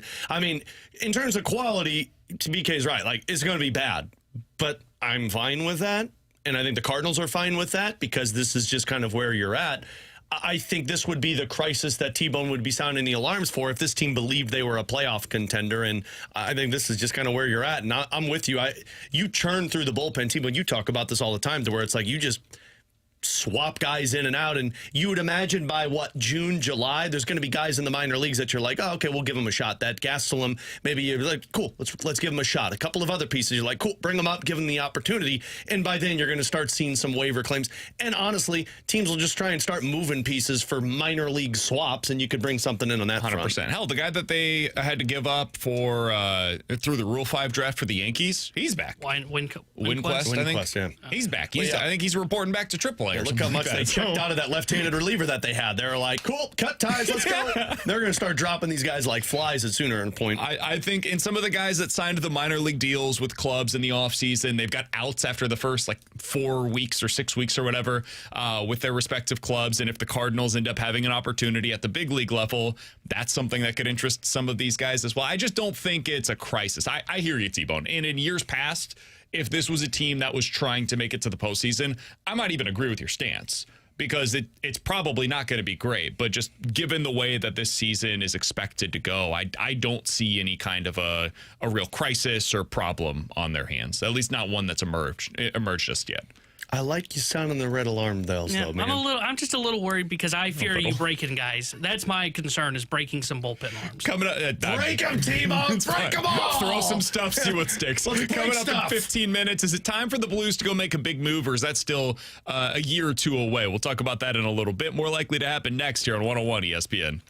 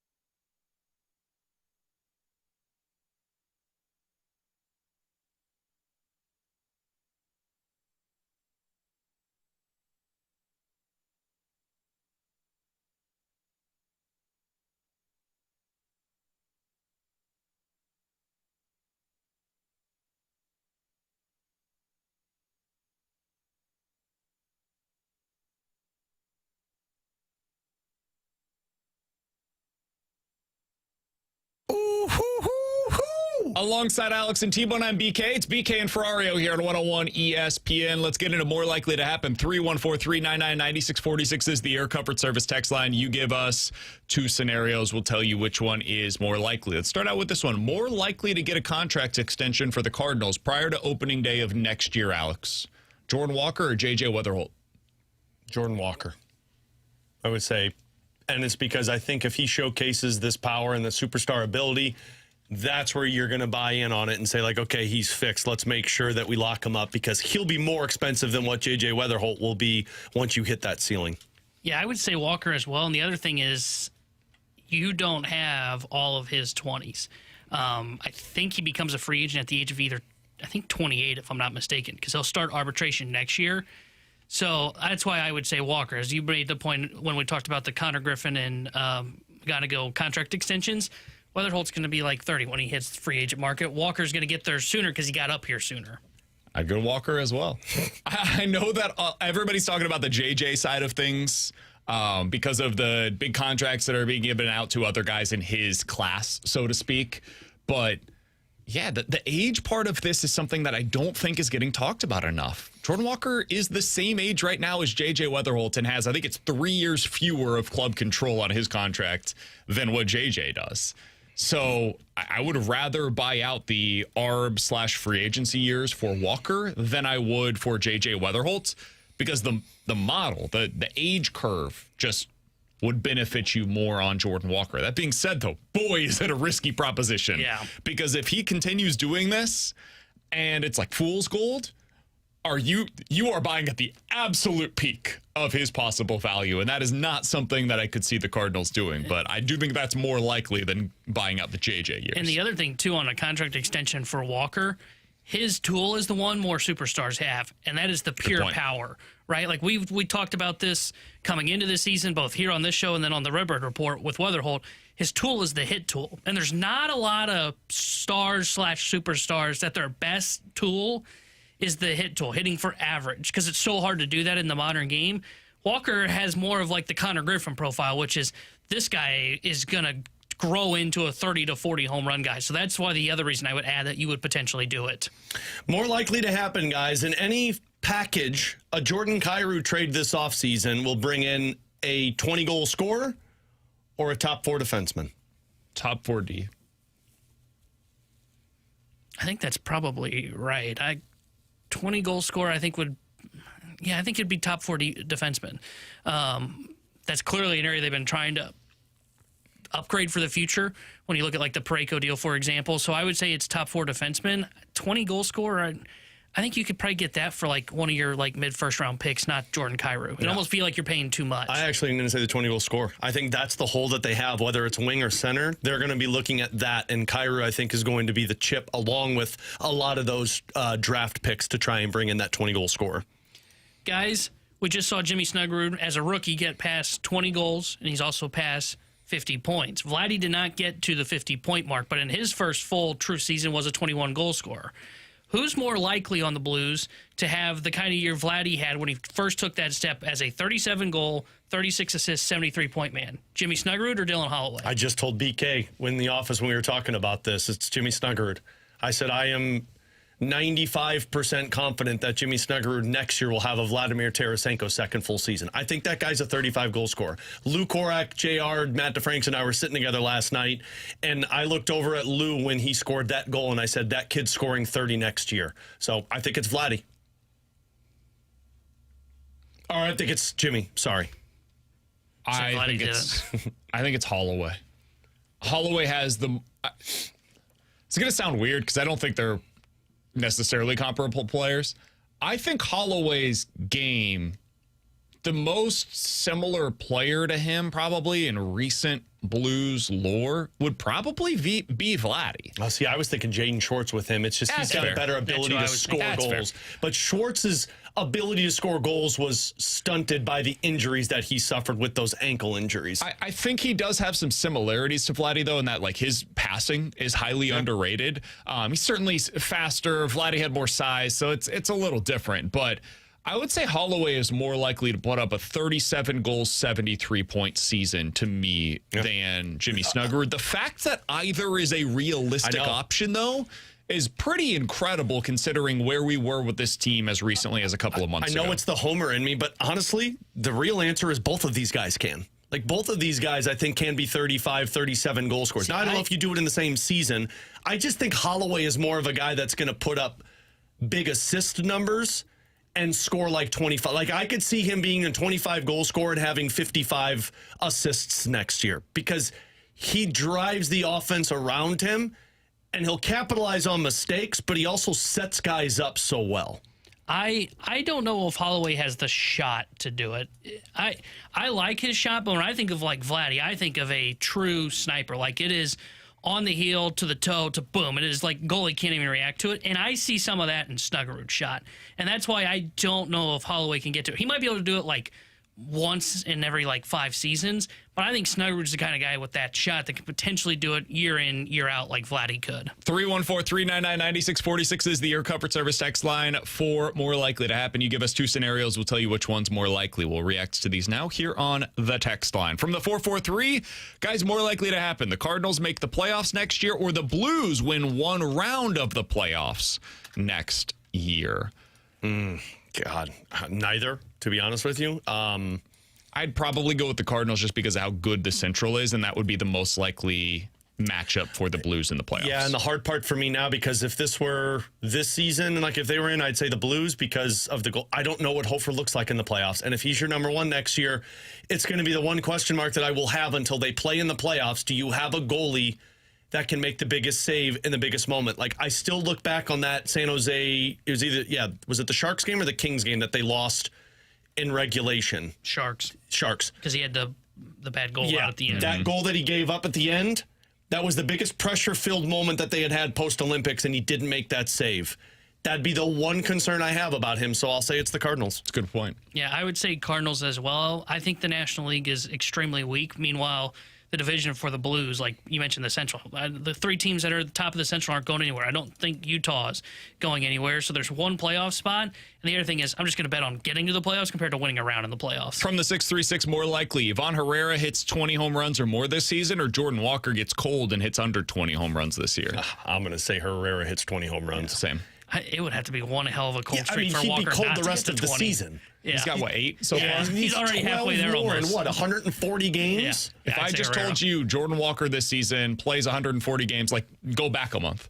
He'll play 140 games this year and hits 12 home runs. We would have been like, yeah, that makes sense. Yeah. And that was when we didn't have any expectations for the guy coming into the season. Yeah, now he's Albert Pujols. Now that's all he has to do to get to 20. So if he doesn't, boy, either, knock on wood, an injury took place. That's probably the most likely scenario. Or this was all a facade. Yeah. 314-399-9646. That's the Air Comfort Service text line to get involved in the show. You can also get involved in the YouTube chat, youtube.com/101ESPN-STL. Coming up in 15 minutes, we're going to dive into the junk drawer. Today, I do want to talk about the biggest story in the NFL right now. Yes, it continues to be a reporter, and yesterday, some significant news with that reporter. We'll give our thoughts on that coming up in about 15 minutes. But next, is it time for the Blues to go make a big move, or is that something that should wait a while? We'll talk about it next year on 101 ESPN.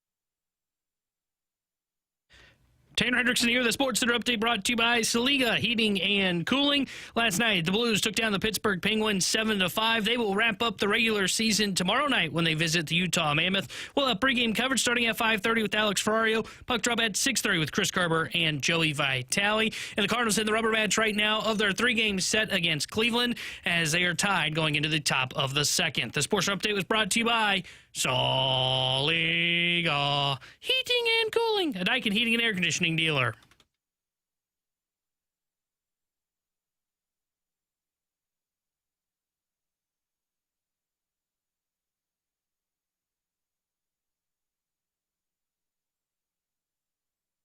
Alongside Alex and T-Bone on BK. Hold on, what just happened? T-Bone told me that the Cardinals are tied headed into the second.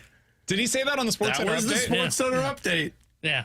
Did you really? Update. They're not tied. They're losing 1-0. Did you seriously just do that? Yeah.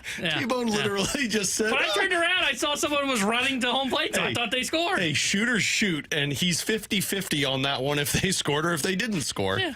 I'm sorry, We're updating them right now. Where It's were runners on the base Cleveland. paths, T-Bone? Runners were at first and third. With how many outs? I have no idea. I'm just like Nathan Church.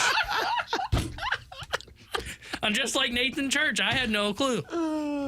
Yeah, you didn't get to comment on that one, BK. Your boy forgot how many outs the Cardinals had. I heard about that. Victor, I think it was Fermin in center, or was it Scott in center? Somebody was yelling at him, and he just... I don't remember who He it just swagalliciously grabbed it. He's like, yeah, out of the inning. Oh, shoot. Just like how Ollie said yesterday, we don't have to tell Nathan Church about that. That's not going to happen. We don't have to tell me, all right? I think we do, though. Might happen again. Let's get the score right. Yeah. 1-0 Cleveland. Easy, Dad. Yeah. Jeez. Let's get the score right. Bradford would never do that. All right. Bradford would have probably opened it up on his phone, unlike I did. I saw it behind me. I thought they scored. T-Bone did the old Alex update to where he just said, let's wing it. Let's see what we do in this one. in front of me so I can see what the hell's going on. We started in this business, Alex? And you wrote scripts? I legitimately had a script every time I did one. 100%. I'll never forget when I used to... It's a big part of the job. I used to do not Sports Center updates, but I used to do updates on Total Information AM at KMOX. It was like my first real on-air opportunity. I would sit in the producer's office for 45 minutes from one hit to the other, and I would type on a Microsoft Word document, and I'd erase, and I'd be like, no, I don't like this, I don't like this. And then just go sit down, and you're reading, like, oh, that wasn't good. Now, when I did Sports Center updates here, I'm like, Cardinals won last night, I think. What was the score?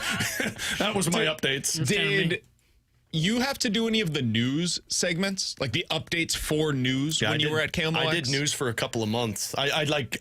Just to kind of add more to my tool belt, they put me in the news reporter spots where I would have to type up news reports. When I got my job in Columbia, my first ever professional radio gig, if you want to call it that, I worked at it was called Zimmer Radio Group, still is called Zimmer Radio Group out in Columbia. I worked at KTGR, but they had a sister station, which was the news station, right? So we were right next to them, and they needed people to read the news in the morning and in the afternoons. So I was part of the afternoon show, but it was 4 to 6. So it was a 2-hour show. And that was basically viewed as you get to do this, and then you do all of this other stuff that's actually your job. And so my real job at the time was basically doing the news updates for those stations. You cannot mess up on those, or there are a lot of people that will be very angry. So there were the whole job was actually doing reporting stuff on the news, and then you'd write your article / write your script for the on-air stuff. They, I'll never forget, they had me, because I was doing this news reporter thing for a couple of months, and they had me call the police department to get an update on a story that was taking place. And I called and I interviewed this guy, and I must have said 3 things you're not supposed to ask police officers in interviews. And so I don't know if they berated me, but they basically were like, hey man, you can't do this. I got off the phone and I went to our program director and go, I don't want to do news anymore. I said, this was not fun for me. I sweat the whole time we did that. Yeah, it turns out that's a theme in radio. Some people just don't want to do this job. All right. So the Blues, is it time for them to go make that big move, Alex? I got this right. Yes, he did. By the way, you said it's tied, but you didn't say the score. Yeah, no, because I wasn't confident it was tied when I turned around. And I didn't how many runs had scored? I didn't have my phone up on what the score was. 101 ESPN, where you come for your actual sports updates throughout the day. Somebody said they let BK talk news and politics live on the air. Yeah, and I'm extremely hopeful. Those tapes have been burned and they have been shot into the sun. Shout out to anybody that's working in that place. I need those tapes from Brandon Kiley talking news when he was young. Would you believe me? That was roughly 2015, 2016, the first Trump run.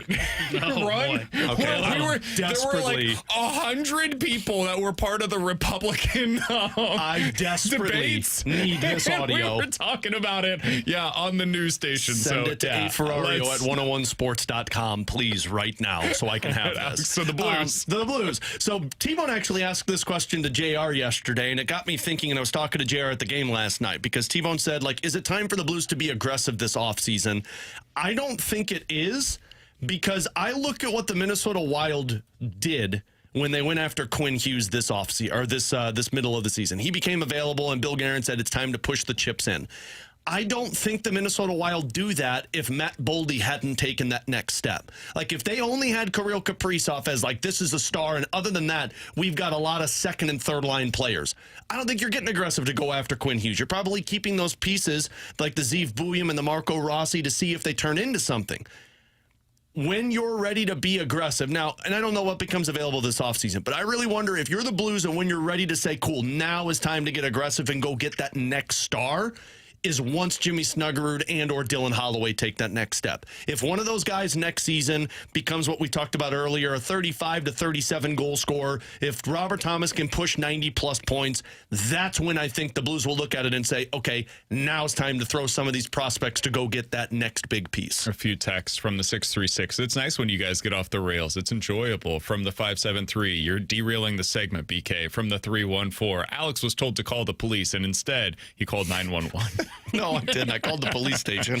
I asked 3 questions. I asked 3 questions at that interview. There was an awkward pause, and then the sergeant or whoever I was talking to was like, well, let me answer it this way. And then afterwards is like, son, there's different ways you need to handle this. And I'm like, I don't want to do any of this. Can I talk to you about the Blues and their chances at the playoffs this year? Yeah. I think this is all about opportunity. If a superstar becomes available this offseason and you have the ammo to go get him, go get him. Is the timing perfect? Maybe not. But you can't be overly selective in that timing. You know what you need in order to win a cup. You need one of those superstars. And the best way, clearly, because you're not getting a top 2 pick unless you win the lottery, so the odds are very much stacked against you getting that. The best way for you to be able to go get that guy in the next couple of years is probably to go make the trade. So if somebody becomes available, whether that's, again, I don't know how likely any of these things are, but if it's Austin Matthews, if it's Brady Tkachuk, if it's Jason Robertson, whoever the player is, somebody that we have not even thought about right now that becomes available, I'd go make the move this offseason, even if the timing is not perfect. The 314 actually makes a really good point. They say, I don't think that those guys can get to that point total unless the Blues have a second or third line worth of crap. And I don't think they're wrong.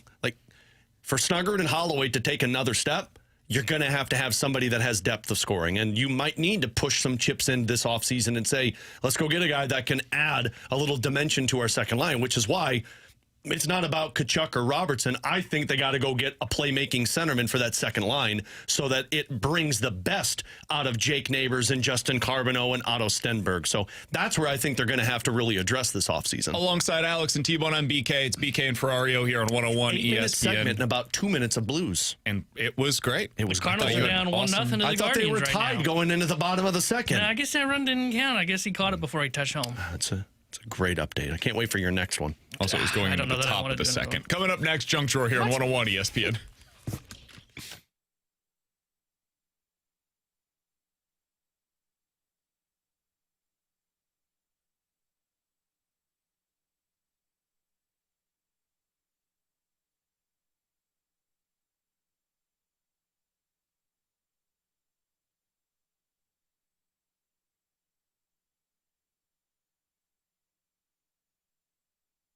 Alex Ferrario with you to talk about my friends over at Ted Drew's off of Chippewa, the famous frozen custard destination that has been open for 97 seasons, and it is back this year. And right now, I know it's cloudy outside. It rained earlier today.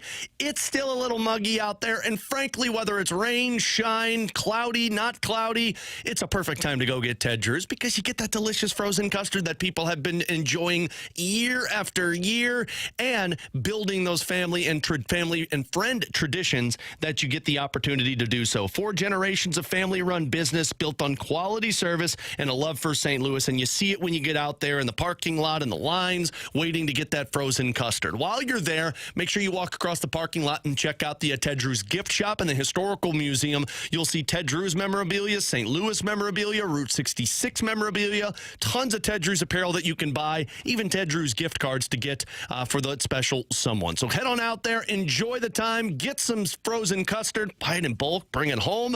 It's real custard, a real tradition. Ted Drew's, it's St. Louis.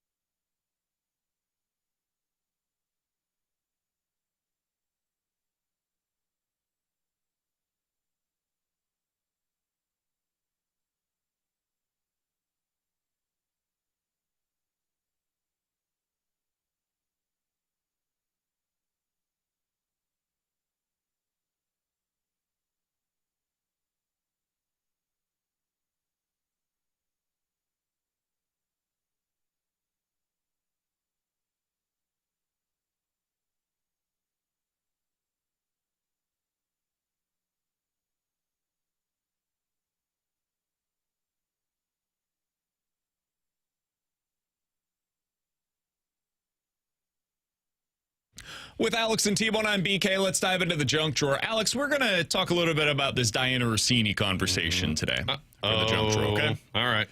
So she submitted her letter of resignation to The Athletic yesterday, and she said, everything that I have to say about it is below. She posted her statement on social media. I'm going to go ahead and read this for you because I think it's interesting what it says and what it doesn't say. Dear Stephen, executive editor of The Athletic, please accept this letter as my resignation from The Athletic effective immediately.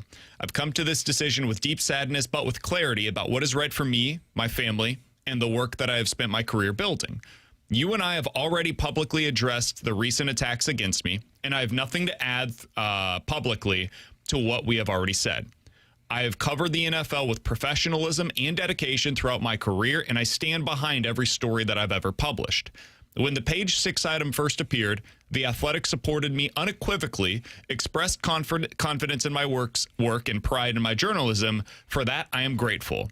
In the days that followed, unfortunately, commentators and various media have engaged in self-feeding speculation that is simply unmoored from the facts. Moreover, the media frenzy is hurling forward without regard for the review process that The Athletic is trying to complete. It continues to escalate, fueled by repeated leaks, and I have no interest in submitting to a public inquiry that has already caused far more damage than I am willing to accept. Rather than allowing this to continue, I have decided to step aside now before my current contract expires on June 30th. I do this not because I accept the narrative that has been constructed around this episode, but because I refuse to lend it further oxygen or to let it define my career. She continues from there, but that's basically the extent of it. This whole thing has become a bit of a soap opera, where it started out with the pictures of Diana Rossini, the reporter for The Athletic, and Mike Vrabel photographed at an adults-only resort in Arizona just prior to the NFL's owners' meetings, which took place in Phoenix. Those were the pictures, and then it was all of the speculation that came about afterwards and a lot of conversation on what does any of this mean. Alex, I think we could spend the next hour on our show talking about this situation, what it says about journalism today, the differing viewpoints that everybody has upon it, the moral versus professional obligations that somebody has, all of those different things. But I want to start out by just asking you a very simple question. Now that this saga is conceivably over, what's your reaction to it all? Man, so there's a personal and there's a professional side of it. The personal side of it is I just, you know, allegedly, if you're cheating on your family, if your husband or whatever, there's just a respect factor that you just lose in that sense. And I have to imagine Diana Rossini felt that. We spoke about it when she put her post out there and the amount of people that were responding to it. The professional side of it, I'm a little surprised that she steps away from this. And it's mostly because I don't think it was going to impact her job as a reporter. Now, I wonder how many teams are willing to give her information, wondering if it's going to get back to a certain source that she's got ties with or whatnot. But it's not as if her reporting is just going to die off. You've built, and she even says it in her piece that she put out there, like, I have built a reputation in this business that I respect and that people respect me with. So I think that was going to be there. To me, when I saw it, her stepping down, it's like, one, the public outlash, I wonder how much The Athletic was really willing to deal with. And two, I really wonder if this was the process of like, look, there's going to be a lot of other stuff that takes place with Diana Rossini in terms of legal battles. This was probably this was the first step in pursuing those legal battles, depending on what the outcome of all of this was. I don't know what to do with any of this. That's kind of where I am. I don't know how much this should actually matter. I understand that it does matter. Like, people have clearly stated that it matters to them. And she's resigning in part because of how much of a story it had become. But, like, her job is to get information, right? to get information from the NFL and to deliver it from fans. I'm not sure how this would or should change that. Like, there are plenty of people, and this is not casting judgment. This is not anything like that. It's just a fact. There are plenty of people that are unfaithful to their spouse, right? And if you have a moral obligation to that, that is totally fair and reasonable and something that you can choose for yourself. But I don't know, like, there are CEOs that have extramarital affairs, right? Look at the whole Coldplay scenario at the concert. There are people in our business that have extramarital affairs, and people continue to listen to them because they're funny or insightful or whatever. There are comedians that do. Like, I don't know if this actually changes her ability to do her job. I actually personally believe that it does not, or it should not. I agree. If you trusted her work prior to these pictures coming out, I would imagine you still probably trust her reporting today. Because, like, I think there are a lot of individuals that cover this sport that are friends with the people that they cover, that are maybe best friends with some of the people that they cover. Like Peter Schrager, and this is not to call him out. It's just, like, to talk about the different sides of the story. Peter Schrager considers himself friendly with a lot of the McVay guys. Like, his podcast, he talks about it openly, how tight he is with some of these guys.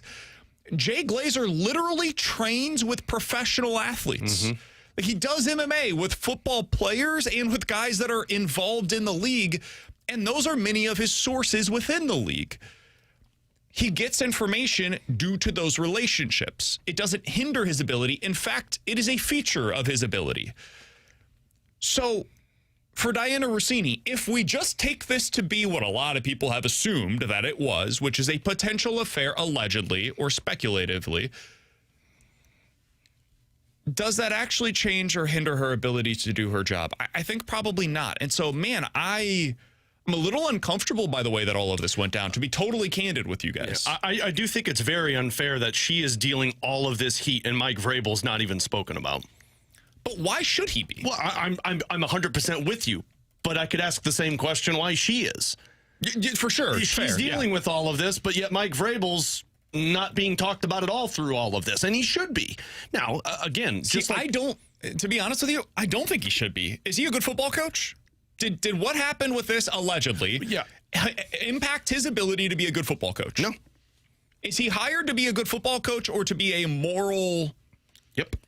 Like, dude, 100% with you. And it's the same with Diana Rossini. I don't know why we're talking about her and she's having to step down, which why it's all along. It was like, it's going to come down to, is Diana Rossini going to be able to handle all of this response to her stuff? Yeah, because every single time she posts something, does a podcast, does a speaking arrangement, 100%. Everything is going to be like the 500 comments that came out on the article that wasn't even hers. She was posting from somebody else at the Athletics article, and people were all over her on the Mike Vrabel scenario. So we have had a number of different people say something to the effect of, guys, when there is potential sleeping with somebody, and we don't know what's going on here, just to be very clear. Nobody knows, and that's a big part of it. But when that is what has been speculated about, that changes things potentially for the way that you're talking to your sources as opposed to just being friends with them. I don't know if it does. To be totally honest with you, I'm not sure it does. Maybe it would for you. Maybe it would for me. Maybe it would for Alex. I don't know that it does for some of these reporters. So if it doesn't, and if she is good at her job, regardless of what her relationship is or is not, allegedly, with anybody within the league, forget just Mike Vrabel, with anybody, I don't know that it really changes things for me. As long as she's good at her job and she is giving me credible information, that is what her responsibility was, is to you, the reader, or you, the listener, to provide you with what is taking place within the NFL. And then you can decide what to do with that. And you can decide if, like, anything else, just like with music, dude, there are a lot of musicians out there that have done stuff. Actors and actresses as well. That I'm like, man, I don't really love that. But you listen to the music because you like it. You enjoy it. It brings some entertainment value for you. How many times have you seen an actor or an actress that you like that does something that you don't agree with, and you're like, I can't stand that. And then how often do you go back to see that film that person's in or the television show that they're in? So again, like, this whole thing shouldn't be as made of a big of a deal as it is, and it has completely blown up. And I think what happened was Diana Rossini realized that the public backlash of this is going to be too much, that this is the step that you're going to have to take. And then from there, I'll be fascinated to see what happens next. I think I saw somebody put out there that, her next step is probably going to be Barstool Sports, because it's going to be a public entity to where she can go back to doing what she does, and maybe you're not getting as much of the backlash. So I don't know, man. And I'll also be fascinated to see what happens on the Mike Vrabel front once you get back into football action. How many people are talking about that still versus how much of that is just completely hushed and nobody's speaking about it again. Do you think players care about this? I think they're talking about it. Oh, I think players are talking about it. I think he needs to address it with them internally, and it's not going to be any external address with the first thing will be the first public comments that he has in terms of a Q&A with the media. My guess is he'll say, I don't have a comment on it. Or the PR is going to basically say, nobody's asking about this. Yeah. He'll say, I've got a brief statement that I'd like to read, and then I can't address this matter any further. I'm really sorry, guys, but that's all I've got for you. And that's the legal side of it, too. That's the legal side that people need to understand. It's like, look, there's only going to go so far with this, because now there's probably a lot of legal battles that are happening behind closed doors. All right, alongside Alex and T-Bone, I'm BK. It's BK and Ferrario here on 101 ESPN. Coming up in about 15 minutes or so, we'll talk a little bit of NFL, like the actual NFL stuff. The draft is about a week away now, 1 week from tomorrow. And man, there's a lot of speculation on which teams could be trading up. We'll get into that coming up here in just a little bit. But Alex, I want to get into some of what we're seeing in the transfer portal. I know you guys briefly discussed what Missouri is doing. It sure seems like they got some money to spend this time around. How much does that change things for them? We'll talk about it next year on 101 ESPN.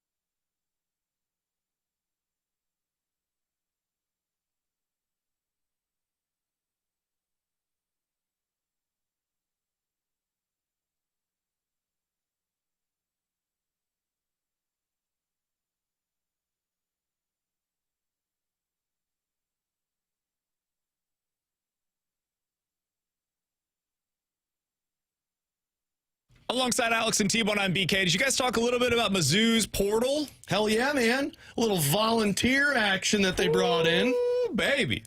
This was before the other recruit that they got. I think that happened like right at the end of our show. Jameer Jones from Providence. We had been talking a lot about him basically from the moment that he entered the transfer portal. It was like, yeah, that guy's going to Mizzou. And he did indeed end up coming to the University of Missouri. It has been officially announced Jameer Jones from Providence is heading to Missouri. That is after they acquired a player.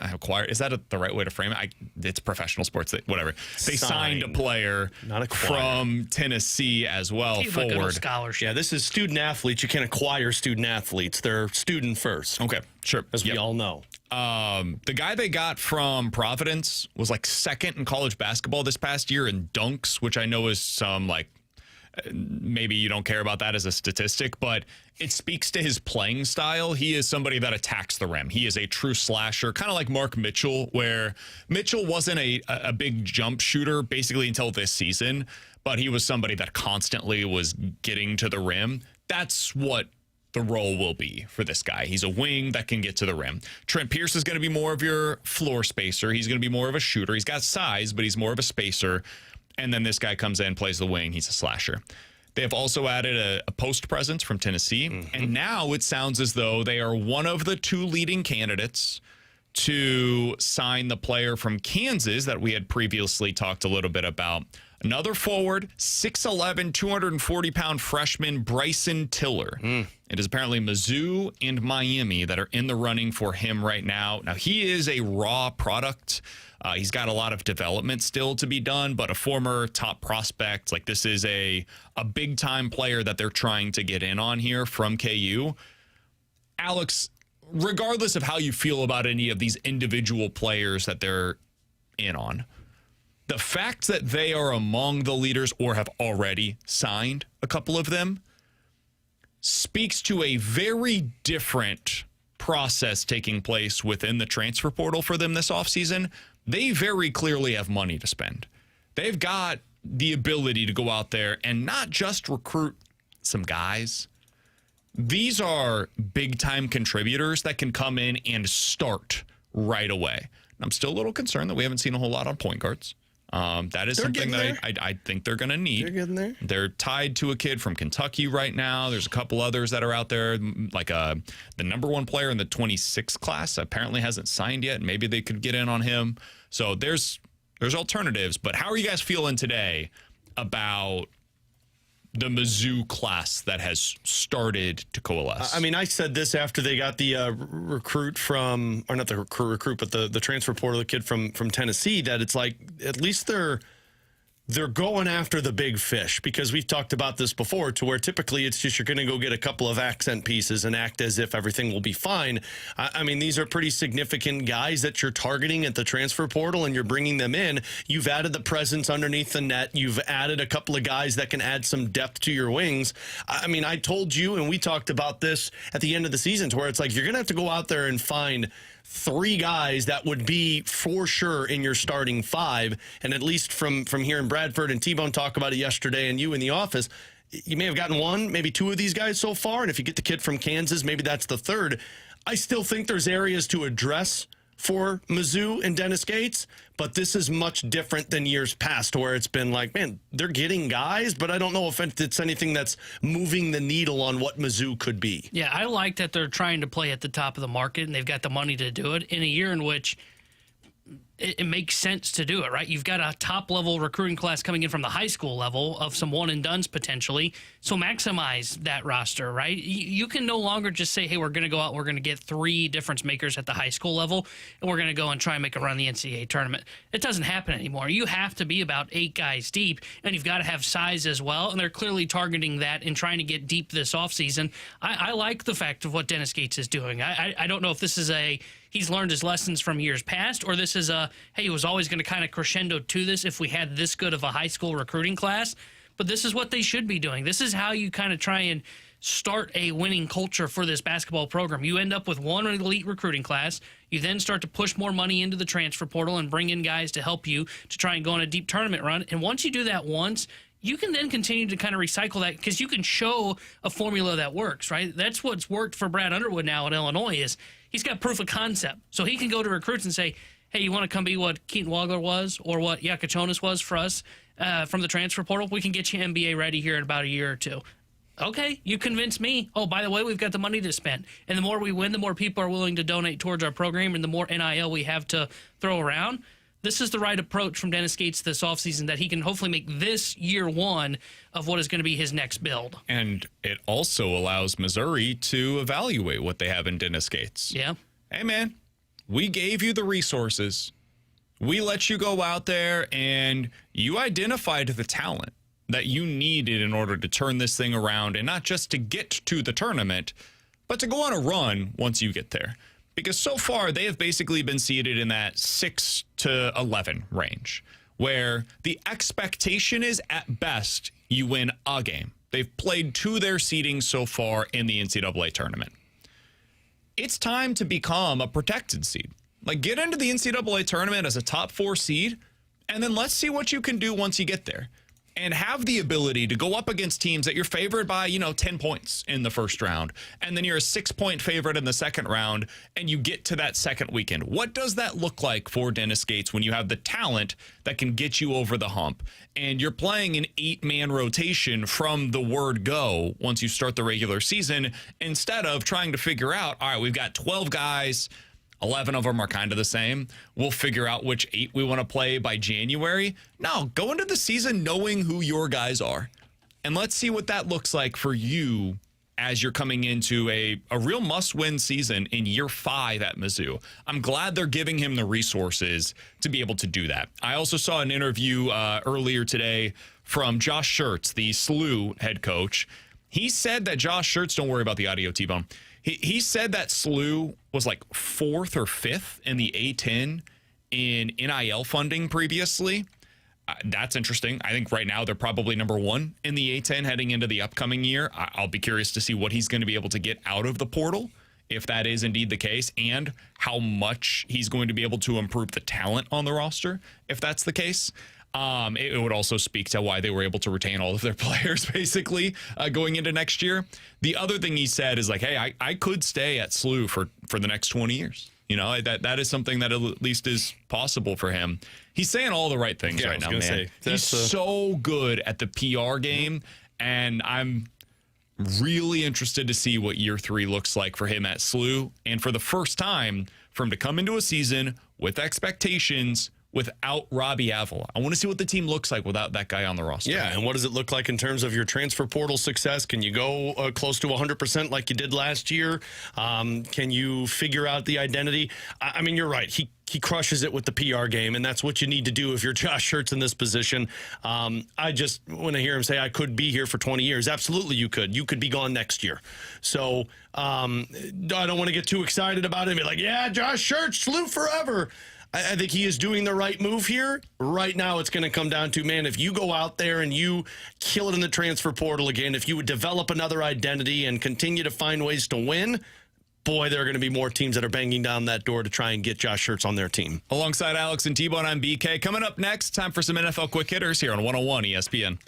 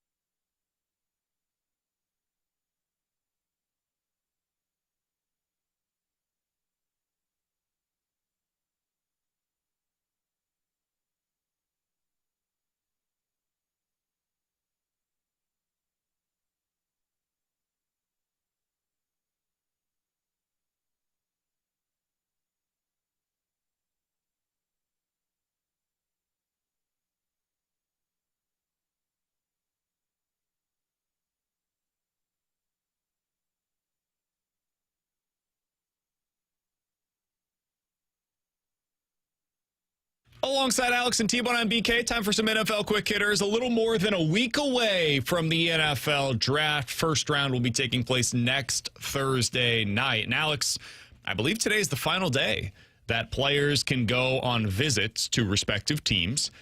And Ty Simpson is apparently on a visit with Arizona today. Oh, no. Ty Simpson, former quarterback for Alabama. Alex, I try to find his landing spot in the first round. It's really hard to do so. You just found it.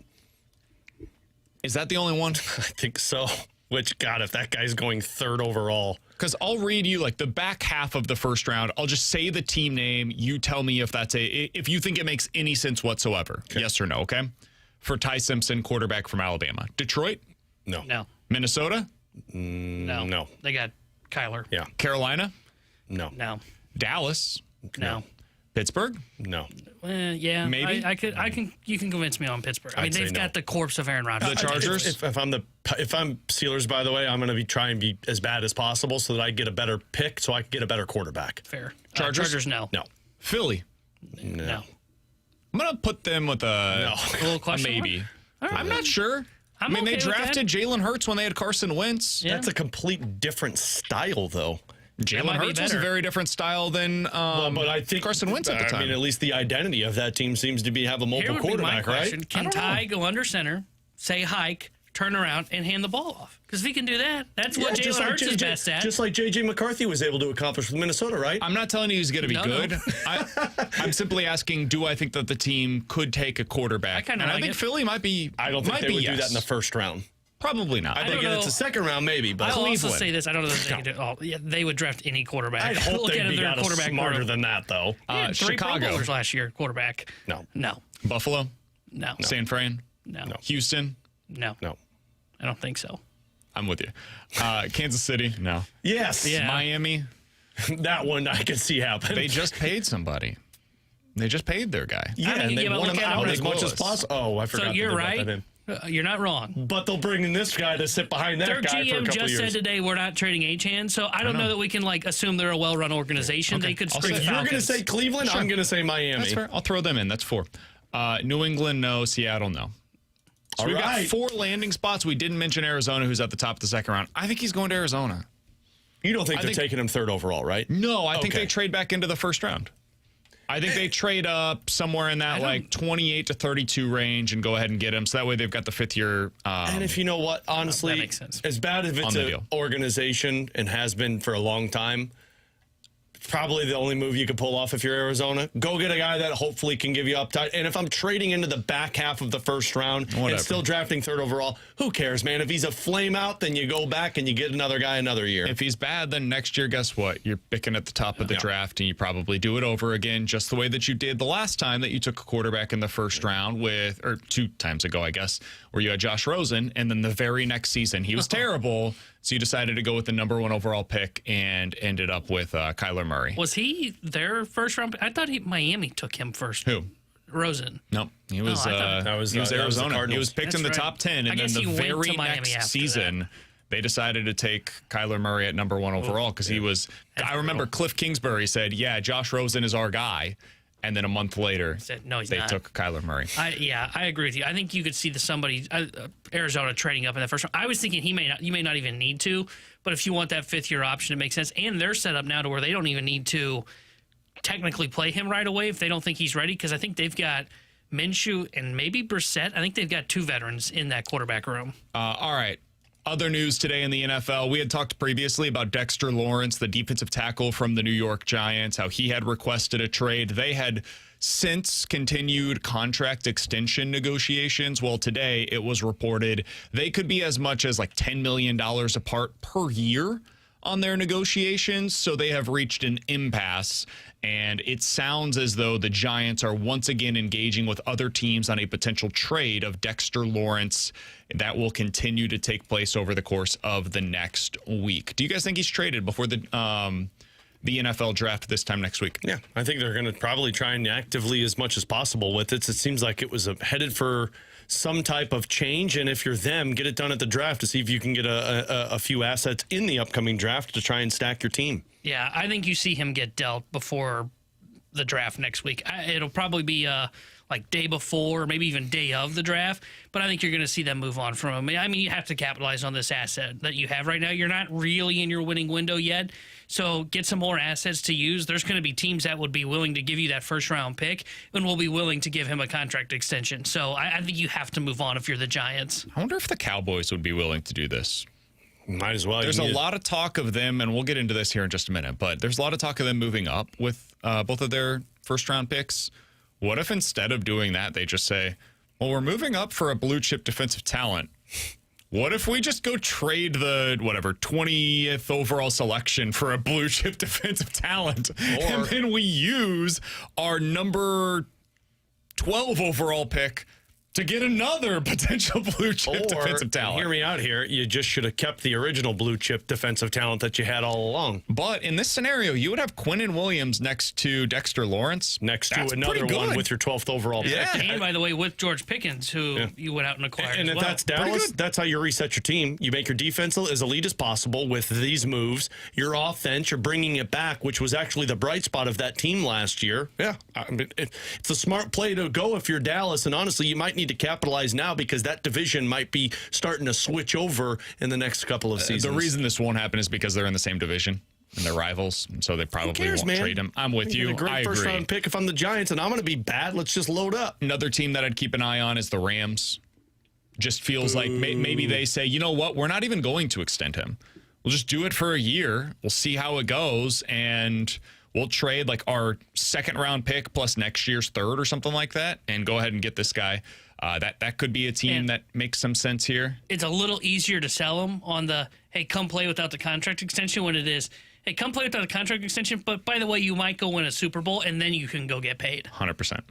The one other team that I would throw into the mix is the Bills, just because I wonder if maybe they just get aggressive and say, hey, the 26th overall pick, we're not going to get a blue chip talent. Let's just go get Dexter Lawrence. That guy's a stud. Our defensive line has been a problem for us in recent years. Let's go get this guy. They wouldn't be able to extend him, though, next year, right? I mean, they've $30 million under the cap for next season, or over the cap, excuse me. So, like, that would be another one of those that's just rental, but, I mean, that could make a ton of sense for them as well. Exactly. And then the last team that I'll throw into the mix is the Titans.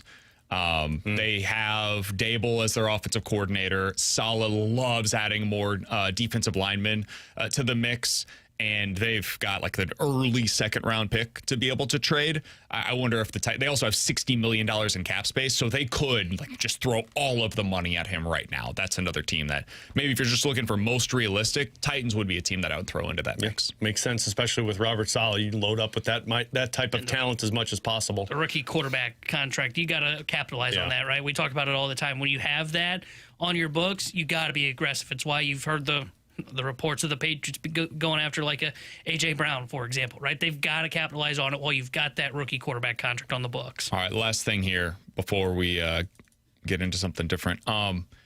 Alex, are the Packers going to have receivers next year? No, buddy, because they do this thing where they never bring in talent on the wide receiver front, and they just say we'll be fine. So don't you let this, by the way, no receivers. Don't let that take away your love for those Packers over there. You should stick with Jordan Love being an elite quarterback with those the wide receivers. Romeo Doubs walked in free agency. They just traded Dontavian Wicks. Now they do have Christian Watson, who's Jaden Reed, and Matthew Golden. Oh, good. I don't know if any of them are A, healthy, and B, good. No. Tucker Kraft is Tyler Kraft is who you're recovering from. Well, yeah, that's Tucker. You had it. Is it Tucker? I always get confused with that one. But yeah, he's recovering. That's your best weapon. He and Josh Jacobs if you're the Packers. And defense. So basically you win a lot of 14 to, 10 football games. They make me a little nervous right now. No, you should love them, man. Love them. Yeah, just think of their quarterback, though. They also don't have a first-round pick. Okay, that's fine. Where'd it go? Oh, it went to the Parsons deal. I think they're going to be the worst team in that division. I'll take Detroit. I think would probably be my last place team in the division. I think Detroit's second place in that division. And then I think the Vikings, and then I think it's the Packers. I think the Packers will be. That division has fallen off. I think the Packers will be lucky to be a 500 team next year. Because it was the Bears were the basement team there, but now they're the only team that I view pretty confident that's going to be pretty good. I think the Cowboys should be aggressive because even the NFC East. I mean, I think the Eagles might take a step in the opposite direction. Who knows what the Commanders like? The NFC West is the dominant division in the NFC moving forward. Hey, stupid. Big news in the golf world. It sounds as though Liv is probably going to be going away. Who could have seen that one coming? According to the Sports Business Journal, Saudi Arabia's PIF is on the verge of cutting its support for Live Golf. Citing sources, the Financial Times reported that an announcement could come as soon as Thursday, but added the final decision has not officially yet been made. Speaking of golf, join TMA for the return of the Dotem Golf Tournament on Friday, May 15th at Oak Valley Golf Course and Resort, presented by Cutwater Canned Cocktails. Get your foursome together to join Tim, Martin, Doug, and Jackson for a day out on the golf course. It includes breakfast from Donut Drive-In, lunch from Lee's Famous Recipe Chicken, an after party with food from Texas Roadhouse. You know how I feel about Texas Roadhouse, Alex. All your Cutwater canned cocktails and Anheuser-Busch beers and seltzers, the 100 West Intel closest to the pin competition, the Evergreen Wealth Strategies longest drive competition, and more. Registration opens on Friday at 8, with a portion of the proceeds benefiting the Birdies for Bipolar. Find all of the information about the Dotem at 101ESPN.com. Coming up next, I want to talk a little bit about the Cardinals defense and whether or not this is a sustainable strategy for them. We'll talk about it next year on 101 ESPN.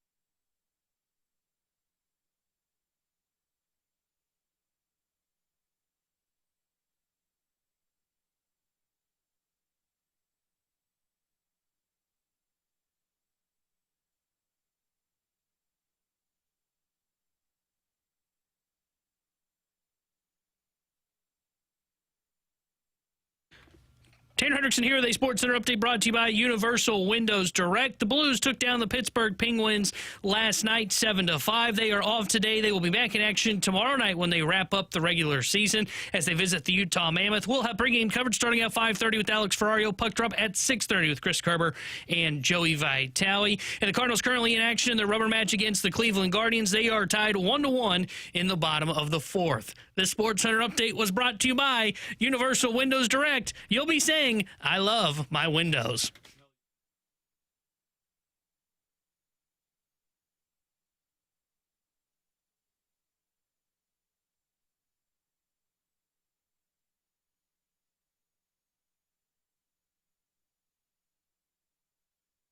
Alongside Alex and T-Bone, I'm BK. It's BK and Ferrario here on 101 ESPN. Victor Scott has done it. For the first time since opening day, Victor Scott has stolen a base, ladies and gentlemen. I'm not applauding that. You should have 10 of them by now. I said something previously where I was with you, Alex. I think this was on the Redbird Report, right, T-Bone? I think it was on air. Was it? Okay. I think it was with us. Where we were talking about Victor Scott and his lack of stolen bases on the season, where he was only at 2 coming into today. And I was like, man, he's got to have more than that. He had 2 in opening day? Yeah. Jesus. And has not had one since until right now. I went back and looked at all of the opportunities that he had when he was on base, and it seemed like every time he gets on, there's a situation that would lead to him not being able to steal, whether it's like it's too tight of a game, 2 outs, runner on in front of him. Like, for whatever reason, there would just always be something that would hinder his ability to steal a base. Finally, they were able to get it right here. But, man, it's been a frustrating go of it for him, so it's nice to see finally him get aggressive on the base paths once again. I hope they're able to do more of that as the season progresses because, man, is he a weapon when he's able to utilize his legs. I think with the exception of having somebody at first base, I don't care if there's 2 outs or nobody out. If I'm Victor Scott, I'm trying to steal because I am so fast, probably the fastest in the game. It's going to be rare that you throw me out. And if I get thrown out, man, when there's 2 outs and it ends the innings, I get it. Bad scenario, but guess what? I'm Victor freaking Scott. I should be stealing as much as possible. I'm okay with it like in a tie game like this, 1-1, but when you're down like 3-1 or 3-2, whatever it may be, it's hard to convince me to say let's go with 2 outs because that manufacture runs. Yeah, but that is just too valuable a person on base that when you're down, you need him to be on base. You can't be creating outs on the base paths. I mean, right? if you like JJ's the next guy up, right? So let's say there's a righty on the mound. Victor Scott is on first, and JJ's got a chance to hit it in the gap. You hit that thing hard enough, he might score from first. You get a single if I'm on second, I'm scoring. Correct, but there's also the possibility of him getting thrown out where inning is over and opportunity to potentially score that run is gone now. I guess that's where I'm different, though, because I feel like Victor Scott, the success rate is so high that I'd be taking those chances. I think it's okay to be aggressive in a tie game or you're leading, but I just think there is over-aggressive, and I think that would be the case in a game in which you are trailing. Because of what BK is saying, he's done his job as the double leadoff guy by getting on, and then with his speed, a ball in the gap could score him if it just happened to be a single. By the way, we're talking about speed right now and what Victor Scott is able to do on the base paths. What the Cardinals have done with their speed defensively has been really impressive so far this year. And I know this is something that Ollie Marmol has really put a priority on. It's interesting to me, he doesn't seem to get the credit for it, because I remember when Mike Schultz did this and the Cardinals became a really good defensive team because he placed an emphasis upon it. He got a lot of praise for it. And since now it's happening again, there doesn't seem to be that same praise for the guy that's done it. Whatever. Fair, that guy was winning and poor Ollie's not. I think that had to do with more other stuff, but fair. Touche. I was just telling you why people don't talk about it. Fair point. That is a totally fair retort. The Cardinals this year once again lead Major League Baseball in outs above average and runs prevented based upon their defense, Alex. Right now, they're at a +11 in outs above average. Second in Major League Baseball is a tie between the Braves and the Dodgers at +8. Cardinals have already prevented, according to StatCast, 8 runs this year. Add 2 of them based today upon their defense. Add 2 of them today. Win has thrown 2 guys out at home plate this afternoon. Dude, that last one that he had in I guess it would have been the top of the 4th. The relay from Nathan Church to him, and he had the guy by 5 yards. It's good that Nathan Church remembered how many outs there were. Otherwise, you're not making that play. Too soon? We've all forgotten the outs, the score on a SportsCenter update. It always happens to somebody. If that was Tyler O'Neill, BK would have come on the air the next day and just berated the individual. I mean, whatever. This is what the season is, man. I've been consistent with this. I just don't. This is not the season where I'm going to be overly critical about a lot of that stuff. Hey, man, we said we weren't going to get angry, and we're not getting angry. No. Other than BK, who thinks they're at an arm crisis. Or not BK, Tanner, sorry. I was about to say, Your name is just fluent with probably throwing a stink about something in baseball, so just... Yep, that's BK for sure. It's like, do you think the Cardinals defense is going to be able to keep getting away with this? Yeah, I do, because the pitching is going to give them every opportunity to keep getting away with this. That's true. I wouldn't be shocked if they finish in some of the top defensive metrics, it's twofold. It's one, they're going to be given plenty of opportunities with this pitching staff, but two, to your question, like I don't think you can have like your identity first be defense, right? I think that almost has to be. I think that we talk about that with the Brewers. What the identity of the Brewers is, look at their freaking pitching pipeline. Everybody that steps foot on that mound is a good pitcher. And they develop guys that have a ton of swing and miss. Now, yes, they do get more out of a guy like Quinn Priester, for example, because of their defense. But he's more of like a number 4 starter, right? We don't give them enough credit for developing the top end of the rotation guys like Mizorowski that miss a ton of bats. I think we give them credit. I just think those that's pitchers, their identity, not the defense. I think they turned those project pitchers into looking great because of how great their defense is. I agree with that. I just don't think it's their identity is where I'd push back. I think it can be all of those things. I agree with both of you on this. I think fence sitter. The thing that changes, I think their defense is their identity. What allows for that, though, is the fact that they've had a top 2 in their rotation, to T-Bone's point, of stud starters. And a superstar hitter. You can get the most out of Quinn Priester because of that defense. You can go to the market and get Jose Quintana, and he becomes the best version of himself because of the defense. But also, you had Woodruff and Peralta and Burns and Mizorowski. When you have those guys that are developing through your system, it allows you to lean on those 3 to 5 starters, and it's not as important as the Cardinals, who lean on those guys as their 1 to 3 starters. Does that make sense? Yeah.